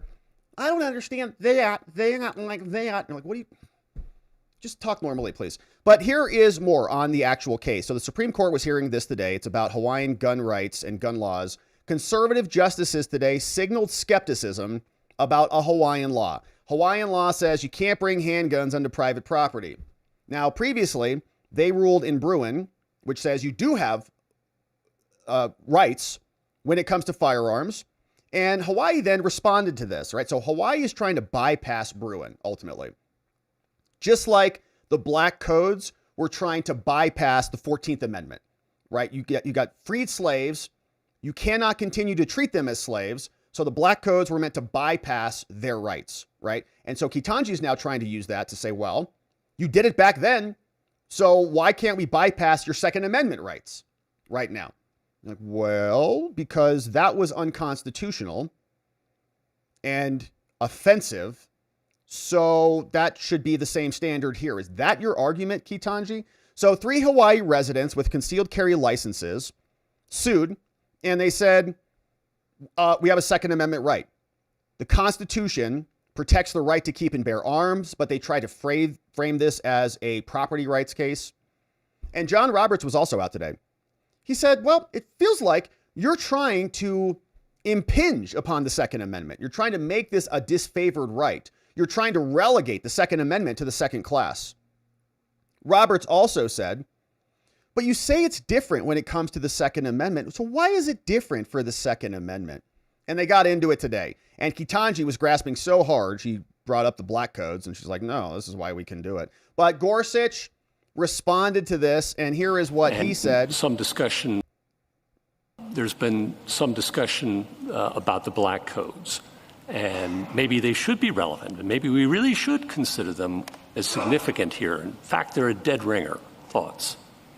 It is 2026, and it is somewhat astonishing that Black Codes, which are unconstitutional, are being offered as evidence of what our tradition of constitutionally permissible firearm regulation looks like. Those laws are dead ringers only in the sense that this law, too, is an unconstitutional pretext. Yes. The Black Codes were offered, as you mentioned, by states before their readmission to the Union. It is not an indictment of the Bruin framework to say that unconstitutional laws do not count in illuminating a valid tradition. As Bruin and Rahimi themselves say, you're looking for laws that aren't outliers. They illustrate what the national tradition entails. And so it is no indictment, but frankly, an endorsement of our history and tradition that when you look at the founding era laws, they are very different from the Black Codes, and that these Black Codes themselves are complete departures from what the laws in Louisiana and other states were like before, which was to allow people to presumptively go about in public on property open to the public without consent. So good. So Gorsuch set that up like a T-ball. He's like, here, let me just put this little ball here for you. And out of the freaking zip code. And Sarah Harris is like, yeah, no problem. Boom! And it's gone. Because Gorsuch is saying, well, you know, Ketanjji might have a point. Like, it is kind of a dead ringer. You know? Like, the Black Codes are kind of like the Hawaii Codes, essentially. Like, you understand? And she's like, I got it. I know where you're going with this. So let me just knock this out of the park. And then she did. Because Ketanjji almost is like endorsing the Black Codes. She's like, well, we did something this way. So back then, And so now in Hawaii, if we want to trample on your Second Amendment rights, just like the Black Codes try to trample on African-American rights, we can do that. It's a weird thing from Ketanjji to say. And Gorsuch says, they are kind of similar, you know? She's like, I know, they are. Ketanjji's not too bright. So here's Alito. And again, man, I would just love to be in the courtroom. Maybe when we move to D.C., we will. But Alito was also bringing this up. And so after Ketanjji said Black Codes, everybody on the court was like, oh, gosh, here we go. We have to educate Ketanjji again. Here's Alito. If someone owns a store, or let's say it's a little restaurant, and this person has very strong political opinions and does not want anybody in that restaurant who is wearing attire that is expressing approval of a particular political candidate, that person, the owner of that restaurant, has the right to say, you can't come in, right? Yes. All right. Now, could Hawaii enact a statute that says that if you are wearing the attire expressing approval of a particular political candidate, you can't come in unless you get express consent from the owner of the restaurant? Again, that's a viewpoint discrimination and prohibited. It's a violation of the First Amendment. We have a violation of the First Amendment and a violation of the right that the court held is protected by the Second Amendment in Bruin, which is the right of law-abiding citizens to carry a firearm for purposes outside of the home for purposes of self-defense. Yep, and so they're trying to shoehorn in a bypass of that right because they hate it. They don't want you to have guns so that when they invade your churches, you can't do anything about it. You know, when they come and they seize your property, nothing you can do about that. When they steal elections, nothing you can do about that. They just want you, when they lock you down in your homes so that you don't kill their grandmas or whatever, right? You can't do anything about it. And we just turn into a total slave class. But here was another one from Alito, getting into it with Neil Katyal. Mr. Katyal, wasn't the purpose of the laws in the post-Reconstruction South that disarmed black people precisely to prevent them from doing what the Second Amendment is designed to protect, which is to defend yourself against attacks? They didn't want that. They wanted to disarm the black population in order to help the Klan terrorize them and law. Just like what the Democrats want to do now, except it's different. It's kind of like the Ku Klux Klan, except different. They're Democrats now. Enforcement officers in that period, in that region, they wanted to put them at the mercy of racist law enforcement officers. So is it not the height of irony to cite a law that was enacted for exactly the purpose of preventing someone from exercising the Second Amendment right, to cite this as an example of what the Second Amendment protects? So good. So that is like a direct attack on Ketanjji. He's like, what a ridiculous comparison this is. So, like, in other words, you're justifying the old law that was unconstitutional, that was disarming blacks, and now you're saying that since that was precedent, you can disarm the whites now, even though that was unconstitutional. So she was struggling. We saw that Roberts came out today, and here is the Chief Justice himself. You can see it in our decisions under the Second Amendment, is that it is a disfavored right. And it strikes me that one of the things that your side of the case has to come to grips with is that it is a very clear constitutional right under the First Amendment. If I, for example, as a candidate for office, want to walk up to your door on private property and knock on the door and say, here, give me your vote, that's exercising the First Amendment right. But you say that it's different when it comes to the Second Amendment. That you can walk up. So when the candidate wants to walk up and he's carrying a gun, what exactly is the basis for the distinction? Because part of, again, what our precedents talk about in this area is that the Second Amendment has been treated as a sort of, a second level right. Second class and right. That's one area where given this law, I don't really see the basis for the distinction. So we totally agree. The Second Amendment is the Second Amendment, I think, rules that this court laid down in Bruin, in which you've said the relevant question is whether or not the scope of the Second Amendment's text as informed by history would say that there is a violation of the right. With the First Amendment, you've got burden tests and all sorts of stuff that this court disclaimed in Bruin at page 22. And so it's just going to apply somewhat differently. But our fundamental point to you is, yes, this is a law that which which traces back to the founding with other laws like New Jersey in 1721 and 1771, laws that basically said, look, when you're bringing guns onto property, even property open to the public, the states are free to flip the default rules. Indeed, that is what happened, going back all the way to those early examples. And my friend on the other side is, I think, selectively reading those to say, oh, the Solicitor General saying, oh, these laws are just about poaching and the like. Absolutely not. They have no answer to what we said in our red brief, which is that these laws dealt with improved lands, and improved lands were, as Professor Hertog says, stores, seed stores, and things like that. Right. But let me. All right. So Roberts and Gorsuch and Alito all sounding like they're on team Second Amendment, which is good. And the Hawaiian attempt to bypass your constitutional and God-given right to defend yourself is very likely to fail. Reuters reporting that as well. And so today, Ketanjji got a little lesson in legal logic. And hopefully she goes back and reads up on case law and precedent and really legal analysis before she starts running her mouth with ridiculous comparisons in open court in oral argument. And so we'll keep our eye on the Supreme Court. Bunch of interesting arguments coming up tomorrow. Lisa Cook, Fed Reserve Governor, will have her case heard in front of SCOTUS. We'll be here to cover it. Thank you for subscribing and joining as we do.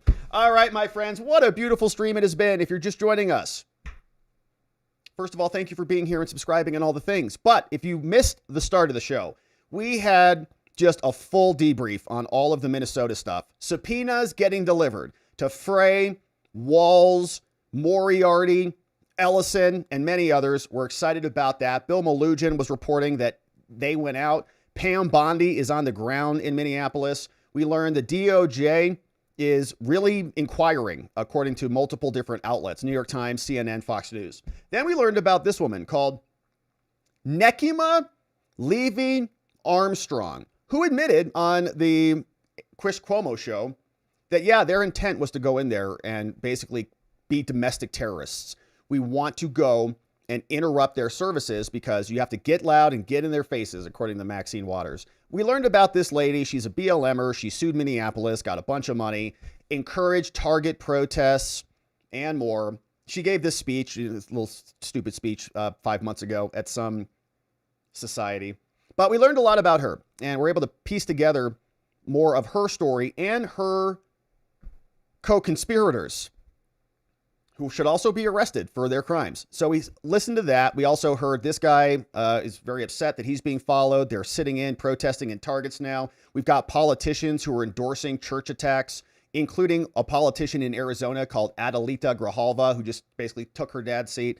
And lots of reaction. We also learned from this teacher that she goes after her students who think that it's not okay to run over federal agents. She says, yes, it is. It's okay if you're doing it for social justice. CNN even had people saying these protesters really done goofed.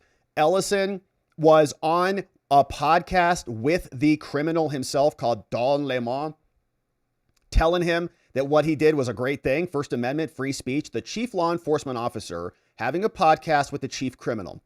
Wild times. So we'll see what the feds do about this. Todd Blanche says they fired a bunch of people. We heard Stephen Miller call this the biggest thing ever. Trump was out today at the press briefing talking about $18 billion and how we're in total net reverse migration now, which is a great sign.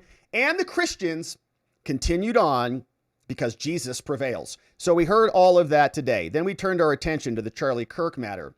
And Erika Kirk has submitted a filing. I believe it's the first one that we've seen from her as a victim, invoking the right to a speedy trial. And we read through the Utah statutes. We looked at the case docket. We saw that the prosecutors have to now respond to a defense motion to kick the cameras out of the courtroom. Apparently there's 200 plus pages of materials they're going to submit as to why we can't see anything that's going on in there. And the news media, furious really, that the judge issued an order saying the media would be afforded an opportunity to respond to, and then the judge didn't follow his own order and just locked it down. Media didn't know anything about it. So now they're screeching in there, and they're right. This judge is wrong. We should have more access to this. And for the people, who say that this case is causing misinformation or conspiracy theories or whatever, access to the materials, to the truth, to the docket, to the files, to the motions, to the hearings I think would go a long way to combating a lot of the stuff that is just inaccurate and bring some calm to this entire case, which would be good. Then we heard from Ketanjji, who had a real tough time here today making a legal analogy. I don't even know if she's going to go reflect on it. She probably thought she did great today, but she didn't. Gorsuch and Alito, both, I would imagine, just rolling their eyes and just going, oh gosh, every time, because that's how I would be, which is probably why I'm not going to ever be a Supreme Court judge. But Alito, Gorsuch all came down, and in summation from the oral arguments today, it does sound like Supreme Court will tell Hawaiians and the Hawaiian government, get your hands off of our Second Amendment. We have this right. It's a God-given right. Stop trying to interfere with it. And so it was a great stream, my friends. Thank you so much for being here. Happy Tuesday. I think tomorrow we're going to be here early for I think we'll probably do 2 streams tomorrow. But in the morning, we've got Lisa Cook, Federal Reserve Governor, oral arguments in the Supreme Court tomorrow morning. So I think we're going to probably be live for that. So if you want to join us, come and join us early tomorrow. I think it's at 8 a.m. Eastern, 10 a.m. Eastern, 10 a.m. Eastern, 8 a.m. my time. I think that's what it is. So we'll probably come back tomorrow morning and get into that and sit through the oral arguments together and see what the Supreme Court is going to do tomorrow morning. So thanks for subscribing and joining us. And then we'll be back tomorrow for the regular stream and we'll debrief. All right. So my friends, let's see who's here and joining us. Thank you so much for being here. Happy Tuesday. Hopefully your week is unfolding beautifully and you're accomplishing all the things you set your mind to. Yeah, in the morning. You want to join in the morning? All right, that'd be good. Yeah, come in the morning and let's see what Lisa Cook gets into, because she's a governor on an illegal branch of government called the Federal Reserve. My friends, thank you for these donos today, man. Super nice, super generous. Thank you so much. And these are some funny ones too. I think I saw Nick Shirley. Was that Nick Shirley in the house? What's going on? Hey, Matt Walsh is here too. What's up, Matt? In our chat thread. We got some great comments today. Thank you guys. What's going on? Hey, from Tim Walls. ICE will target churches. He said that on December 23rd. And then boom, January 18th, anti-ICE protesters target the churches. Dun, dun, dun, dun. Yeah, so they're saying ICE is going to come arrest you in your pews. And they're saying we're going to come and attack the Christians in their pews. Perfect. Hey, Invisible Static. What's up, Invisible Static? Welcome aboard. We had a great members only stream this morning. We talked about Greenland and a bunch of other things. So hopefully you can check that out. Invisible Static. We'll be back tomorrow as well. Former Mushbrain Biden nominated Ketanjji for SCOTUS because they understood each other. And do you hear what I'm saying? We don't like to play a lot of Ketanjji clips because she talks like that. She does this thing. I just can't take it. So Rick D, we're very excited to share the news that Usha, hey, JD's pregnant with their 4th child. Congrats. Usha and the baby are doing well. From JD, we're looking forward to welcoming him in late July. Oh my goodness, that's coming soon. During this exciting and hectic time, we are particularly grateful for the military doctors who take excellent care of our family and for the staff members who do so much to ensure that we can serve the country while enjoying a wonderful life with our children. Well, congrats to the Vances. Expanding. Hey, another one from KC Cat. JD and Usha Vance just announced a new baby boy. They know the sex coming their way later this year. In July. That's amazing, man. Shout out to them. That's awesome. KC Cat. Hey, Tobo. Matt Walsh is reporting that his staff discovered that the obstructors had instructions to call 911 as a means to swat them. They would report that 2 masked men were carrying guns and acting suspiciously, hoping to start a shootout. He also goes into other tactics and recruitment strategies. They trace the funding back to the Tides Foundation and Soros, of course, Soros from Tobo. Man, Matt Walsh, we infiltrated private anti-ICE groups. This is what we found. That sounds like a good show. That's some good journalisming right there. This is concerning. Yeah. Shout out to Matt Walsh. What's going on? One old guy.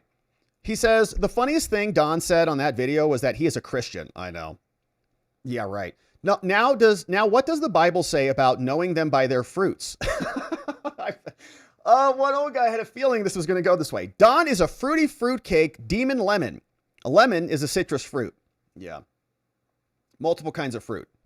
Lemon is one type of fruit, but there we appreciate that. Hey, Emperor Trajan, Democrats aren't even scared to go on cable TV and brag about their crimes. I know, man.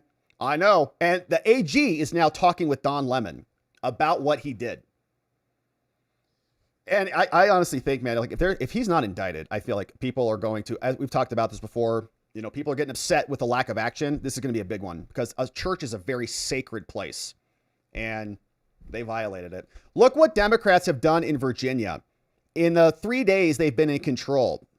Well, that's true. Yeah, they did that, but Trump did a lot of that too. Like, as soon as Trump came in, he did a bunch of things. Democrats were all freaked out. Like, we're going to die. It's fascism everywhere. Remember? But yeah, Virginia, they're going hot. I'm not saying it's a good thing. Like, Virginia's going crazy. Virginia's probably gone because we lost this one election. So, great job. Trino Galaxy, what's up? WLW.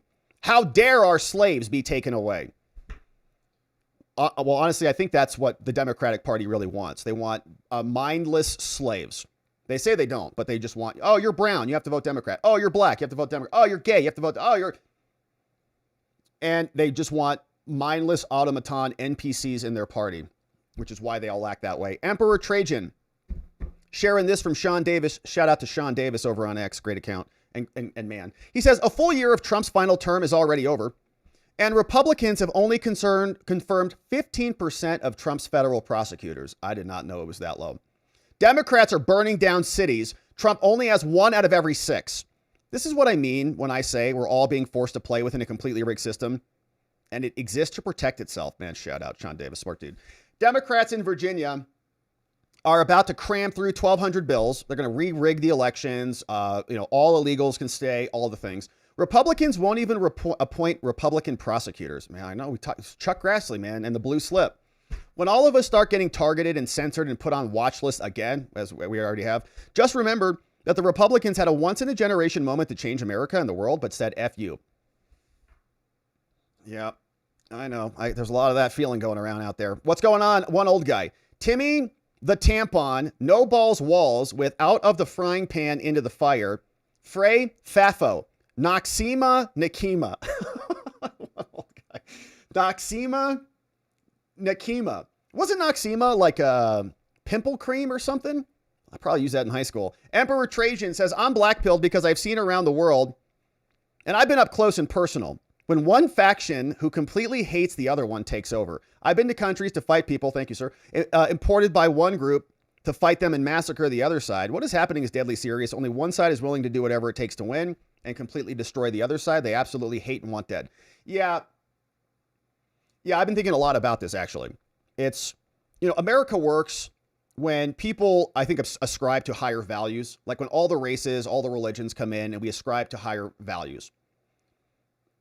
But everybody's got to do that. And when your country is mostly homogenous, like when it's like a bunch of white Christians, like it was during, the early days, it's easier to do that. It's easier to have, like, okay, you got the Irish, you got the Italians, you've got, okay, they're all coming over, they're all fighting with each other, we got it. But I think, broadly speaking, they were ascribing to kind of a higher set of ideals and a higher set of principles, and the country was able to function. But ultimately, I don't think that's the default status for people.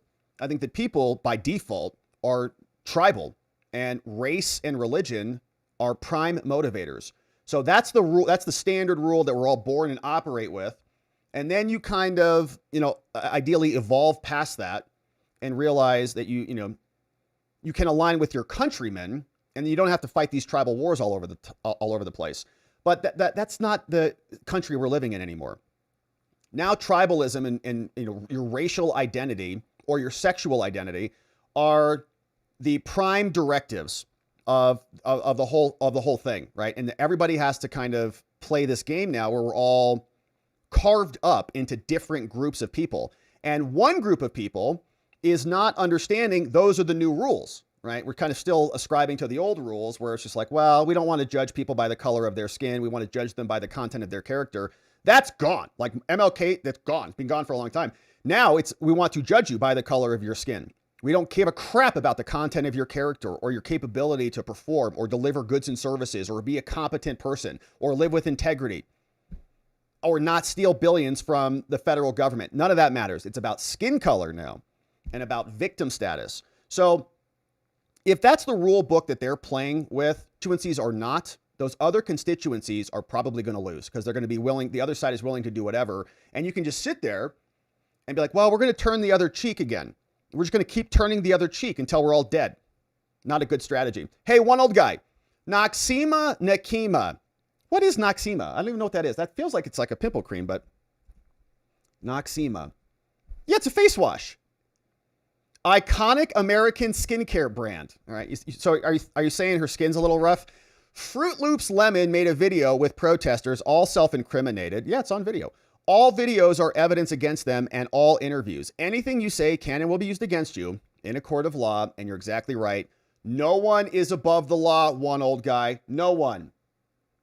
KC Cat says, the beard guy says he's a homeless veteran. Did he? Is he just like unwell? He did the same thing to Hegseth Church in DC. He travels around the country as a paid activist. That sounds right. Yeah, that sounds right. I think there's probably a lot of them. It's their whole MO, right? And then they get arrested or something, then they sue, then they get a settlement and they win. Yeah, NY, what happened in that church was terrorism. We are at a crossroads. If Trump doesn't stop this, we are on our own. Man, that's a heavy one from you, NY. You're a very reasonable, measured person. But that's kind of what I'm talking about. Like, if they can come in and desecrate your church and our elected leaders who call themselves Christians are just like, well, you know, let's go to Davos. Boy, Voice of the People says, time to call it what it is. Last call to get ready. We are at war with ourselves. They keep calling and wishing for it. Yes. 100% true, Voice of the People. They kill Charlie Kirk, they celebrate it. They invade a church, they celebrate it. They're sick. And I think for us to continue to like keep thinking of them like we're living in the 90s, like, well, it's just a policy disagreement about, you know, whatever. It's not that at all, man. They're out for blood, literally. Trino, no one is above the law until it's the KK Clucker KKs. It's the Democrats. I mean, they act like if you don't ascribe to their ideology and hold abortion as your sacred calf, then they're going to come into your church and burn it down and intimidate you out of there unless you follow their ideology. They want you gone. Emperor Trajan, here's Nick Shirley, poking Pam. Do something. Come on. Indict someone. Come on. All right, so hopefully she does. They shot me in the eye with a rubber bullet. That guy. I remember that guy. We thought he said abolish eyes. Oh, that's I shot him in the eyeball because they thought he said abolish eyes. They said, sure, happy to do it. Here you go. There's one down. Emperor Trajan. Democrats, whenever ICE arrests a foreigner, trafficker, RR, child, bad person, or an emmer, they say that could have been me. I got it. So like they're also doing those horrific things. So that's why they're so nervous. Hey, the Savage, 1969 is here. In any world that Levy Armstrong is a legit attorney, I'm an astronaut. Man, I don't know who you are exactly, Savage, but I would trust you to pilot a spaceship more than I would trust Levy Armstrong to handle a traffic ticket. She's nothing more than an activist, a fake, a Karen, and an obvious liar. Yeah, and a liar, too, just to boot. Shameless. They invited us in, so we could do whatever we wanted in there. No, they didn't, you liar. Emperor Trajan. Oh, Renee Good went to a McDonald's. There's Trump serving McDonald's. Renee Good pops up. He gives her a happy meal, and he says, have a nice day. Enjoy your food. One old guy. Hey, Matt 17, 15 through 20. YouTube is demonic. I will not allow the text. It will not allow the text of the scripture. Message not sent, edit, and try it again. Is that why you put Matt instead of Matthew? Let's see. Matthew 7, 15 through 20. True and false prophets. Watch out for false prophets. They come to you in sheep's clothing, but inwardly they are ferocious wolves. By their fruit you will recognize them. Do people pick grapes from thorn bushes or figs from thistles? Likewise, every good tree bears good fruit, but a bad tree bears bad fruit. A good tree cannot bear bad fruit, and a bad tree cannot bear good fruit. Every tree that does not bear good fruit is cut down and thrown into the fire. Thus, by their fruit, you will recognize them. Or a great, great, great passage. Thank you, one old guy. Man, the Bible, like, gives me chills. Crazy. Hey, what's going on? Happy birthday. Julia Peters, 9 months as a member. Happy new baby to us. Isaiah 5:20. Let's go. Okay, it's scripture day. Isaiah 5:20. What's this one? Woe to those who call evil good and good evil, who put darkness for light and light for darkness, who put bitter for sweet and sweet for bitter. Julia Peters, 9 months. Happy baby to us. Thank you for Isaiah. Chugi Live. If anyone is holding their breath anticipating Walz or Lemon to get arrested, don't hold it too long. Have my doubts. I wouldn't care if Minnesota left the union. Well, I want Minnesota to stay, but the Somali Minnesotans can go. Like, we're not giving up 1 ounce of territory. That's why people are like, let's just let California leave. No. The Californians can leave. We're keeping California. So Chugi Live. Yeah, honestly, I'm kind of with you on this. I haven't seen a lot of indicators that Don Lemon is going to get arrested, but he should. KC Cat. This happened just miles away from where Catholic school kids were murdered months ago, earlier attending mass. Yeah, and we made that point yesterday. Like, mass, there's shootings in churches. And I think it makes people nervous, right? To go sit in like a big group of people, like all the entries are wide open. I know when I go to any big places, I'm like looking for exits, right? Even in church, I'm like, what if somebody walks in here right now? I'm like, I'm a sitting duck right here, but yeah. And it's a real thing. Like, it happens, and they just invade it. That's why that kid was traumatized. That's why the parents were upset. It's sick what they did. It's a very sacred place. Very sick. Quad Cam. Hey, gotta start getting my Valentine's Day card ready. A little loco for ice. Happy Valentine's. I choose you to be deported. Happy Valentine's Day. Great card. Great card. Hallmark. Shout out. American Patriot. Can they be sued for civil rights violations? Depends who you're talking about. But I mean, yes, like anybody can be sued, but can you win? So if you're talking about the governor, like Tim Walz or Jacob Frey, like, it's got to be a pretty clear violation. Otherwise, it's just a policy discrepancy, right? They have one policy, you have a different policy. You say their policy is infringing on your rights. You sue them. They say, nope, it's just, what's the claim? Like, what civil rights? But they say, nope, it's just policy. This is a political question. Political question doctrine says you have no standing. You don't like their policy. Go and sue, or go and change the governor, right? Go vote, essentially. So it depends on the claim. It depends on the person. Could you sue, I think you could sue Don Lemon, and you could sue the Levy Armstrong lady, sue them for all sorts of things. And like one of them being intentional infliction of emotional distress, all sorts of civil, trespass. But are you going to win? Like, are you going to win any of those things? I don't know. It's Minneapolis. I think that they'd probably just nullify any attempt to get recompense. Yeah, good question. Good to see you, American Patriot. Thanks for being a member over here. One old guy. A lot of improper judges out there in the USA. Yeah, and you know what is happening in Congress? Nothing. They're not doing anything about it. Chip Roy wanted to defund Boasberg by like 20%. Nope. Wanted to move the impeachment proceedings forward. Is Mike Johnson going to do any of that? No, he's not. Why? Because they're big babies and they don't want to take any difficult positions in the middle of an election year. So instead, they'll let the judiciary continue to ransack America with a judicial coup. It's gross. Hey, what's up, Mock Schnell? Hey, Rob, as usual, a great stream this morning from Mock Schnell as a Membo joining us this morning. The Membo streams are great, man. We have a lot of fun. KJB just keeps spewing out illogical DEI BS. Every time she speaks, I get a headache. That will not go away until I go read the Constitution.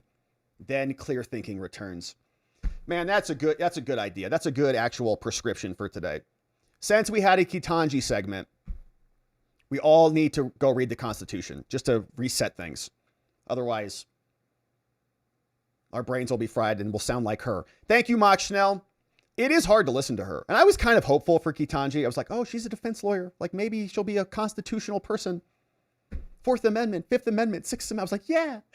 But no, that was wishful thinking. That didn't happen. So I get it. I can't even listen to her too. Cause she has like I think it's a tongue thrust. I'm not a linguist, but she says, I don't understand. And she says like that. Like, what are you, Liberty or death? Hey, good to see you, Liberty. Where you been?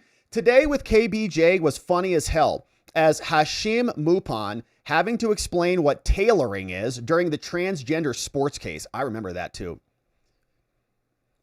says, I would think that the state would just have to make exceptions where people can demonstrate that the justification that makes the state's conduct constitutional doesn't apply to them. So making exceptions is tailoring your law.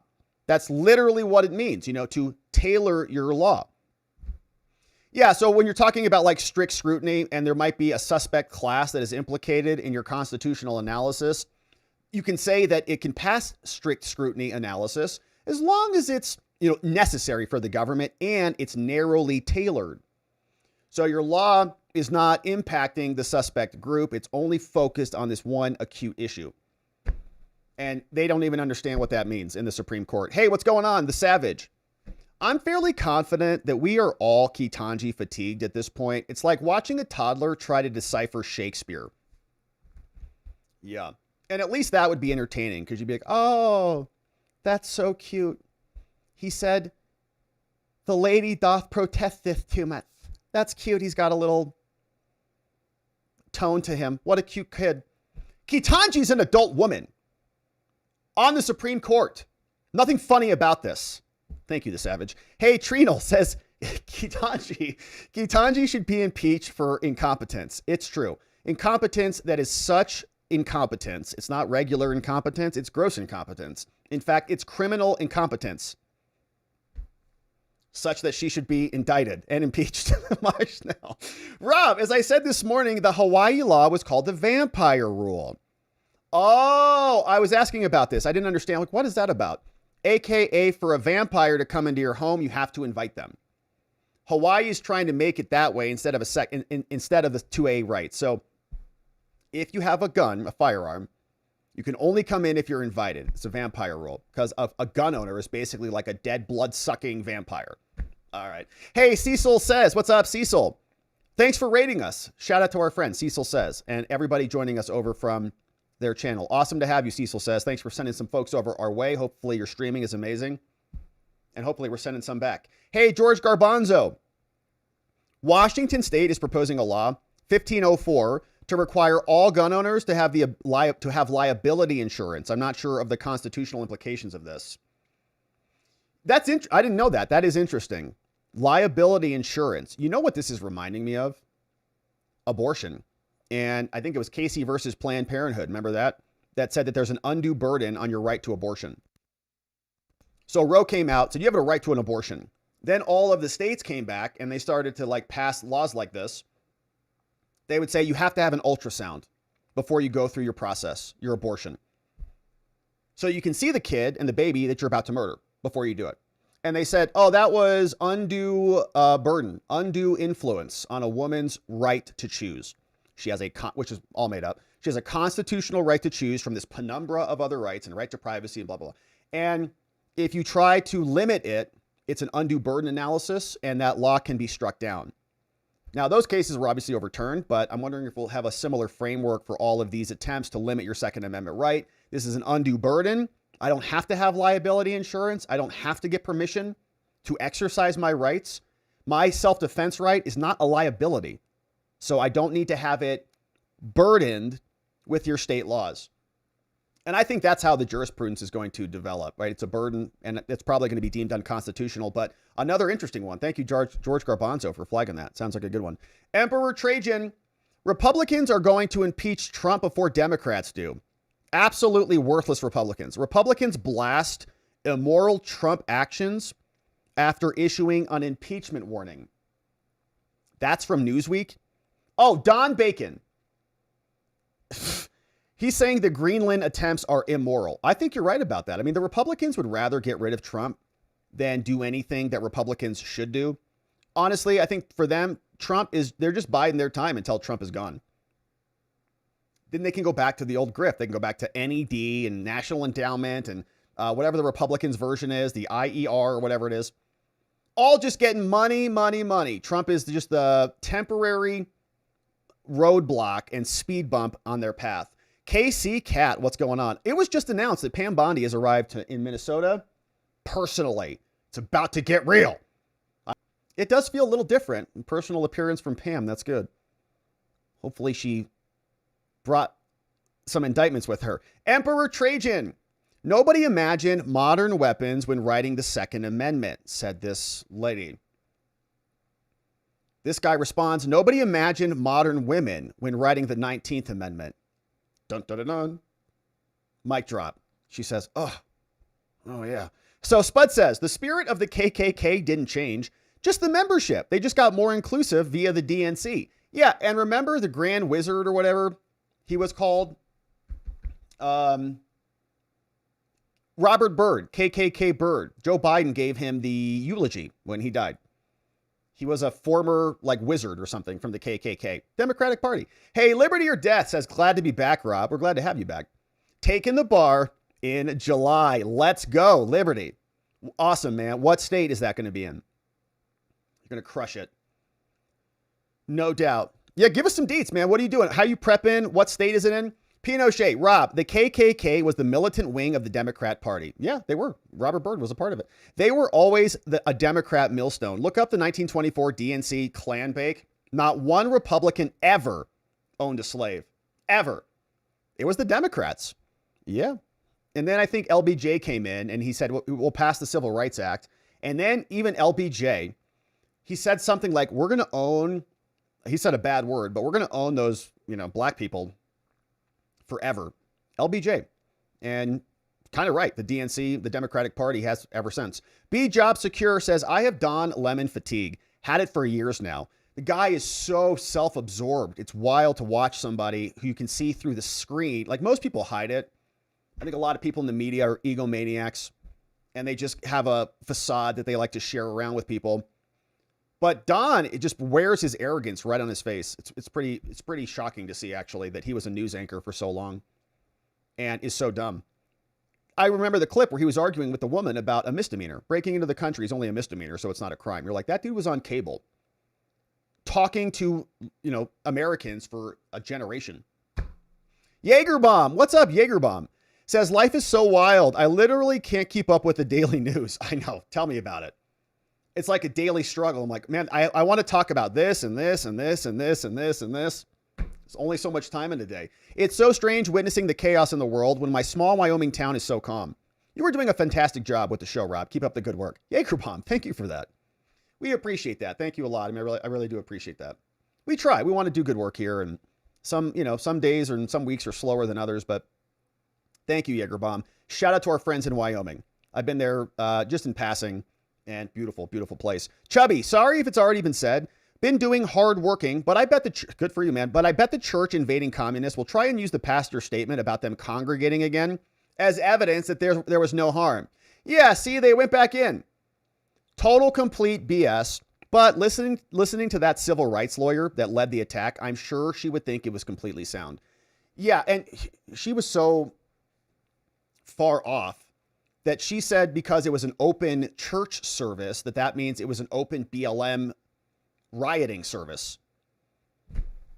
So I'd like to see where she learned her legal skills. What's going on, King of Biltong? King of Biltong, good to see you. Thanks for the dono. Says, hey, get your Biltong. Premium, all-natural Biltong, high-quality meat, crafted properly, sold direct. No shortcuts at all. Get yours at BiltongUSA.com. And if you go over there, when you go over there, use code Robert, baby. You'll save 10%. Thank you, King of Biltong. Hopefully you're moving some serious product. Chubby, if Lemon and any other church invaders aren't indicted and convicted, I honestly hope it is the final straw that gets conservatives to make a huge protestation show. Something that will finally show the left that we are the sleeping beast and they've completely FAFO'd now. Yeah, and to be honest with you, like, if there is a moment for that, it's right now. Okay, because when the Democrats are back in charge, if the trajectory continues on, and we're not trying to blackpill here, like, we want to win the midterms, clearly. A lot of people are like, we don't care. We care. Then the tools to actually establish and consolidate power are gone. We lived through it. Okay, we would live through after January 6th what they did to the internet. We were a victim of that, but everywhere, right? They were putting people in prison and solitary. They don't play. They get their judges in. They shoot people in the neck and celebrate. They invade churches and celebrate. I'm not saying we be like them, but we have to understand old Democrats from the 1990s. E. Texley. Hey, by the way, Target is headquartered in Minneapolis and St. Paul. Didn't even know that. Thank you for that. Big employer. Probably explains why the anti-ICE BLM St. George Floyd, in Minneapolis and St. Paul insist that Target align with their cause. That's interesting. If you want to be here, you have to be like us. St. George Floyd. It's exactly what he was for many of them. Hey, Elf is here. Thank you, Elf, bringing in 10 new members. Very nice to have you. Welcome aboard, new friends. We'll see you on the next members only stream. Short Bus Gang, welcome. Man, this is a hell of a channel name. Annika Dunes Imogen, welcome. Jerry Myers, what's up? Christine McCoy, we got Fat Mac is here. Jeff Phelps is here. Beach Life, what's up? SMH again. We got Charte. Darus is in the house. Thank you for the warning, Muffin Rando. One old guy says that black eye looks. One old guy. Thank you for the donut. We appreciate it. Hey, Liberty or Death says Dora deported. Well, if she's an illegal alien, Dora's got to go. Hey, Mark VL11. Yeah, so Ketanjji, so she advocated for the racist black laws that were overturned by the court about the Second Amendment. Yeah, it's almost like she's saying that. It's like, wait a minute, Hawaii can do what they want to do because the black codes still exist. You're like, so did you have a problem with the black codes? Yeah. So now you think that they're good and Hawaii can use that as precedent to restrict your Second Amendment right? Ketanjji, you're a Supreme Court judge. You have to act like it, please. Slick, what's up, Slick? Thank you for this. Says California is ranked number 1 out of 50 states in illiteracy. As in, like they're the worst or they can read the best. Like number 1 out of 50 is the best or they're the worst. Like they can't read. Democrats can force through bills with voters not being able to fully grasp the consequences of their votes. They can use elections by dumbing down the education system. Yeah, and I think, I think I understand now that they can't read out there, which makes sense because they're Californians. Yeah. And I'm sure a large part of that is all of the people that they brought in from foreign lands who can't read at all. And that's not a good sign. And it's almost like idiocracy, right? You just dumb everything down to the lowest common denominator, and then you can just say, we're going to give you free bus fare. We're going to lower your rent. You get elected in New York. You can be like Obama. We're going to cure cancer, and we're going to stop the oceans from rising. And everybody's so dumb. They're like, oh, wow, Obama can stop the oceans from rising on planet Earth. We're going to vote for him. Idiots. One old guy. Ketanjji doesn't know the definition of a woman because she's not a biologist. What a gull of bull. Yeah, Ketanjji doesn't understand a lot of things, which is unfortunate for us because she's on the Supreme Court. This old guy. I can't find the video anywhere now, but I saw a video of Don Lemon delivering coffee and donuts to the protesters while they were preparing to go into the church. He was in on everything. Yeah, I think I may have seen that, this old guy. Been watching a lot of these videos. But we definitely yesterday had the video of Don who was out talking about them before they went in, right? He said, we're here, they're right behind me. He said, there's like some browns and some blacks out there. He's like, it looks like a very diverse group. I thought that they were MAGA because they kind of looked white, but it's kind of actually, we played that yesterday. Like, that's what he said. He was in on it, and he was amplifying her, and she was performing for him. So they were just working together, hand in glove. Liberty or Death, what's up, man? Good to see you. Okay, we're taking California, then to Texas. Good for you. Got my Bar Max and Flemings for prep. Man, those are new. I'm not familiar with those. What did I do? I think I did Barbary. Looking towards federal practice, constitutional law, and federal criminal defense. Let's go. Man, that sounds awesome. Yeah, I never did much federal criminal defense work. I appeared in federal court a couple times, but it's cool. It's cool. I had a professor who was a public defender. I talked to him a lot about it. And federal court's cool. Yeah, it's pretty cool. So that's awesome. Liberty or Death, man. It's go time. Let's crank it in there. Cram that info in that brain. Slick 1020. Awesome. Yeah, got that one. Thank you, Slick, for the nice dono and for the great comment. They can't read in California. Ugh. One old guy says Fruity Pebbles Lemon wears. What else does he wear? Ugh. Oil Smoke Jones, what's up? Except it's Democrats now. KKK was Democrats then. That's a good point. Thank you for the correction. Yeah, it's always been Democrats. Yeah, it's the Democrats. Yeah, thank you for that. Oil Smoke Jones. It's always been the Democrats. KKK was Democrats then. And then they kind of flipped and they started to call the Republicans the racists. Right. Thank you, Oil Smoke. Thanks. I appreciate the nice dono. And my friends, those were so great. Thank you so much for sending those in and supporting us on the day. Fun comments and hilarious and learning a couple things or two. Some good corrections. Let's see what's happening at watchingthewatchers.locals.com. We'll see who's over on X and then we'll wrap it up on the day, my friends. Thank you once again for subscribing before you head out on the night. Elliot, Docmaster. What do we have from Docmaster? He says, this is a memo for legal advisor. Oh, okay. So this looks like the Venezuela memo from Docmaster Elliot. No, we're not a robot. Here. Oh, did I already look at this at one point? December 23rd. Interesting. So this is the Venezuela memo. Anything good in here? A lot of redactions. We always like redacted documents. 22 pages. I'm sure there's some good stuff in there. All right, Elliot, Docmaster, thank you for that. Man, we love docs. We love getting docs we haven't seen. Elliot, appreciate that. Says, here's the memo, shared over on Locals. We got Sergeant Bob says, Nakima is BLM. Let's look at where she lives, her house. I bet she skimmed lots of money for those stupid BLM donations. Yeah, and there's some interesting things like with her. She's got a nonprofit that we didn't spend a lot of time on, but I was looking into it today. She got a nonprofit. I think she gets money from the Walton family.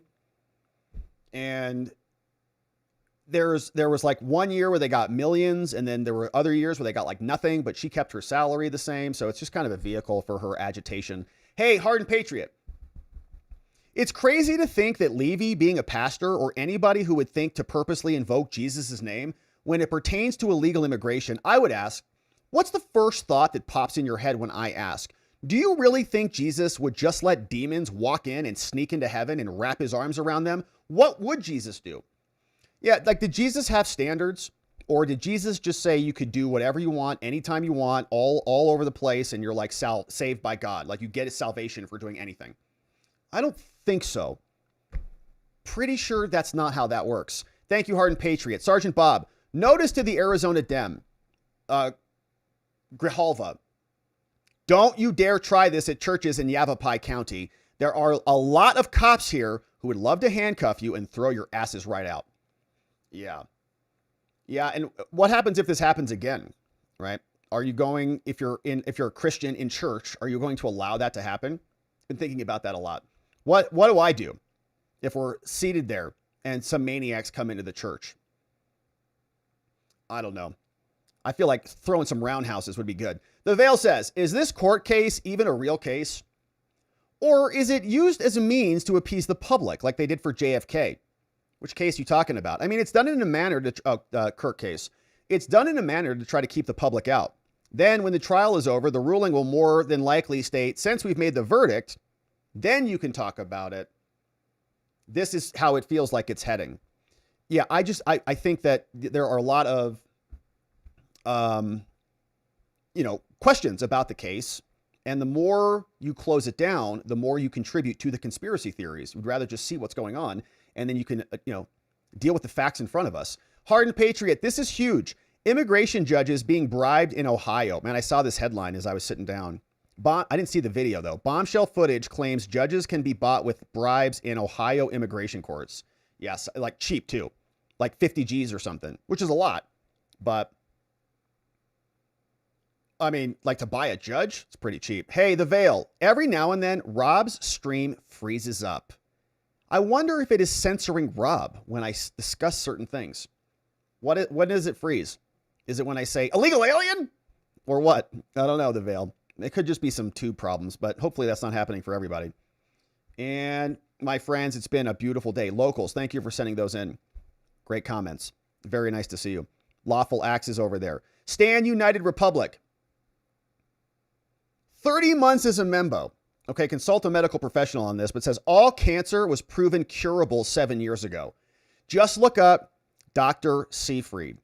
I haven't heard of him. What's his solution on curing cancer? I'd be down to know, for sure. We just lost Scott Adams to cancer. My mom's over. Shout out to Mama. And shout out to all our breast cancer survivors out there. Cancer sucks, man. It just sucks. So hopefully Dr. Seyfried has got it figured out, because that would be very useful. All right. And thank you for the dono on that. Cancer sucks. Stand United Republic.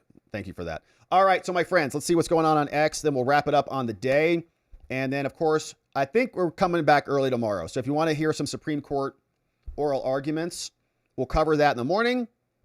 And then we'll come back in the afternoon as well and debrief on the day. What's going on, Neuro D, over on X? Sharing our Rumble link. Thank you for that. Brian James. Ooh, we got some AI videos of Renee Good coming out. I Am Back says, the drug addict that had 5 funerals in a golden chariot. Yeah, and I think statues, and they named a square after him. His funeral was a tour in the middle of the scandemic. We were forced to stay indoors. 2020 was a whole psyop. I think that's true. I am back. Yeah, and I've heard it's explained that if you can't speak out against it, it's probably that you're in the middle of a psyop, which we're in every day. So, hey, Rob, from Sharon the Patriot. With the FACE Act, can we sue the federal government for not being able to go to church during COVID? I think we can. Well, a lot of people sued back then, and they were all basically losers. I mean, not all of them, but a lot of them were mostly losers. And on a couple of bases. One, national emergency or state emergency. And that kind of supersedes all of those other rights, right? The right to go to church and those things. You could go to a George Floyd protest, but you definitely couldn't go to church because the COVID virus doesn't transmit if you're speaking out for racial justice, apparently. So Senator Byrd was the Grand Kleagle. So not the wizard. He was a Grand Kleagle, which doesn't sound as cool as a wizard. So probably a couple steps down. Senator Byrd, Grand Kleagle of the KKK. And then they made him a senator, and Joe Biden eulogized him when he died. That's how much they care. All right, so my friends, so much fun. Thank you for hanging with us. It was really a great stream, and I think we covered some good stuff. Good stuff. And let's do one refresh over on locals. I think See the Veil had one final thought for us. I don't see it over there. Yeah, I don't see it. Hey, we were discussing firearms, and then it cut when we were discussing firearms. Got it. Good stuff. All right, so my friends, let us pause here on the day. Been a beautiful stream and a beautiful Tuesday. We're coming back tomorrow. In the morning, we'll have Supreme Court arguments with Lisa Cook, who is a governor on the illegitimate Federal Reserve Board, which is illegal. So we'll see what the Supreme Court says. I have my doubts about that. I think that they're going to kind of try to split this, but I hope I'm wrong. Dr. Seyfried and his metabolic theory of cancer. You see a little pup in here? Oh, that's a little Axel. Come over here, buddy. Over here. He hates the camera. He hates it. He's coming. Oh, he's right here. Come on. He hates it. All right, so we'll pause, my friends, on the day. It's a beautiful day. We'll come back in the morning. We'll attend to some Supreme Court business, and we'll see what they do with our Federal Reserve in the morning. But we'll pause here for the night. Thank you once again for being here. It's been a ton of fun. Want to thank our amazing mods and meme smiths. We got Muffin Rando in the house. Good to see you, Muffin. We got Donut Mind Me. Shout out to John. We got K Bean, Carrie B, Neuro D, Janek, Dog Digger over on the Rumbles. We've got Elliot, Just Rhonda, and Geegum Geegum all modding the fort down for us. And we're very grateful for you being here. Thank you for joining us. Thank you for subscribing and liking this video on your way out. If you haven't already done that, it really helps and we appreciate that. But we'll pause here for the day. We'll come back tomorrow and we'll get into it again. And in order to do that appropriately, we are going to need to see you right back here so that together with your help, we can shine that big, beautiful spotlight of accountability and transparency down upon our system with the hope of finding justice. Make it a beautiful night, my friends. Sleep very, very well. We'll see you right back here tomorrow. Bye-bye.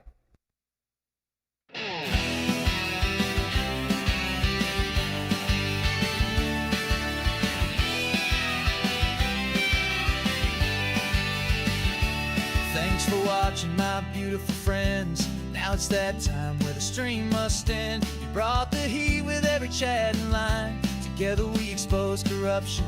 One more time we dove in the truth where the media hides. Lit up the lies with receipts on all sides. The fight isn't over, but we made them sweat, yeah.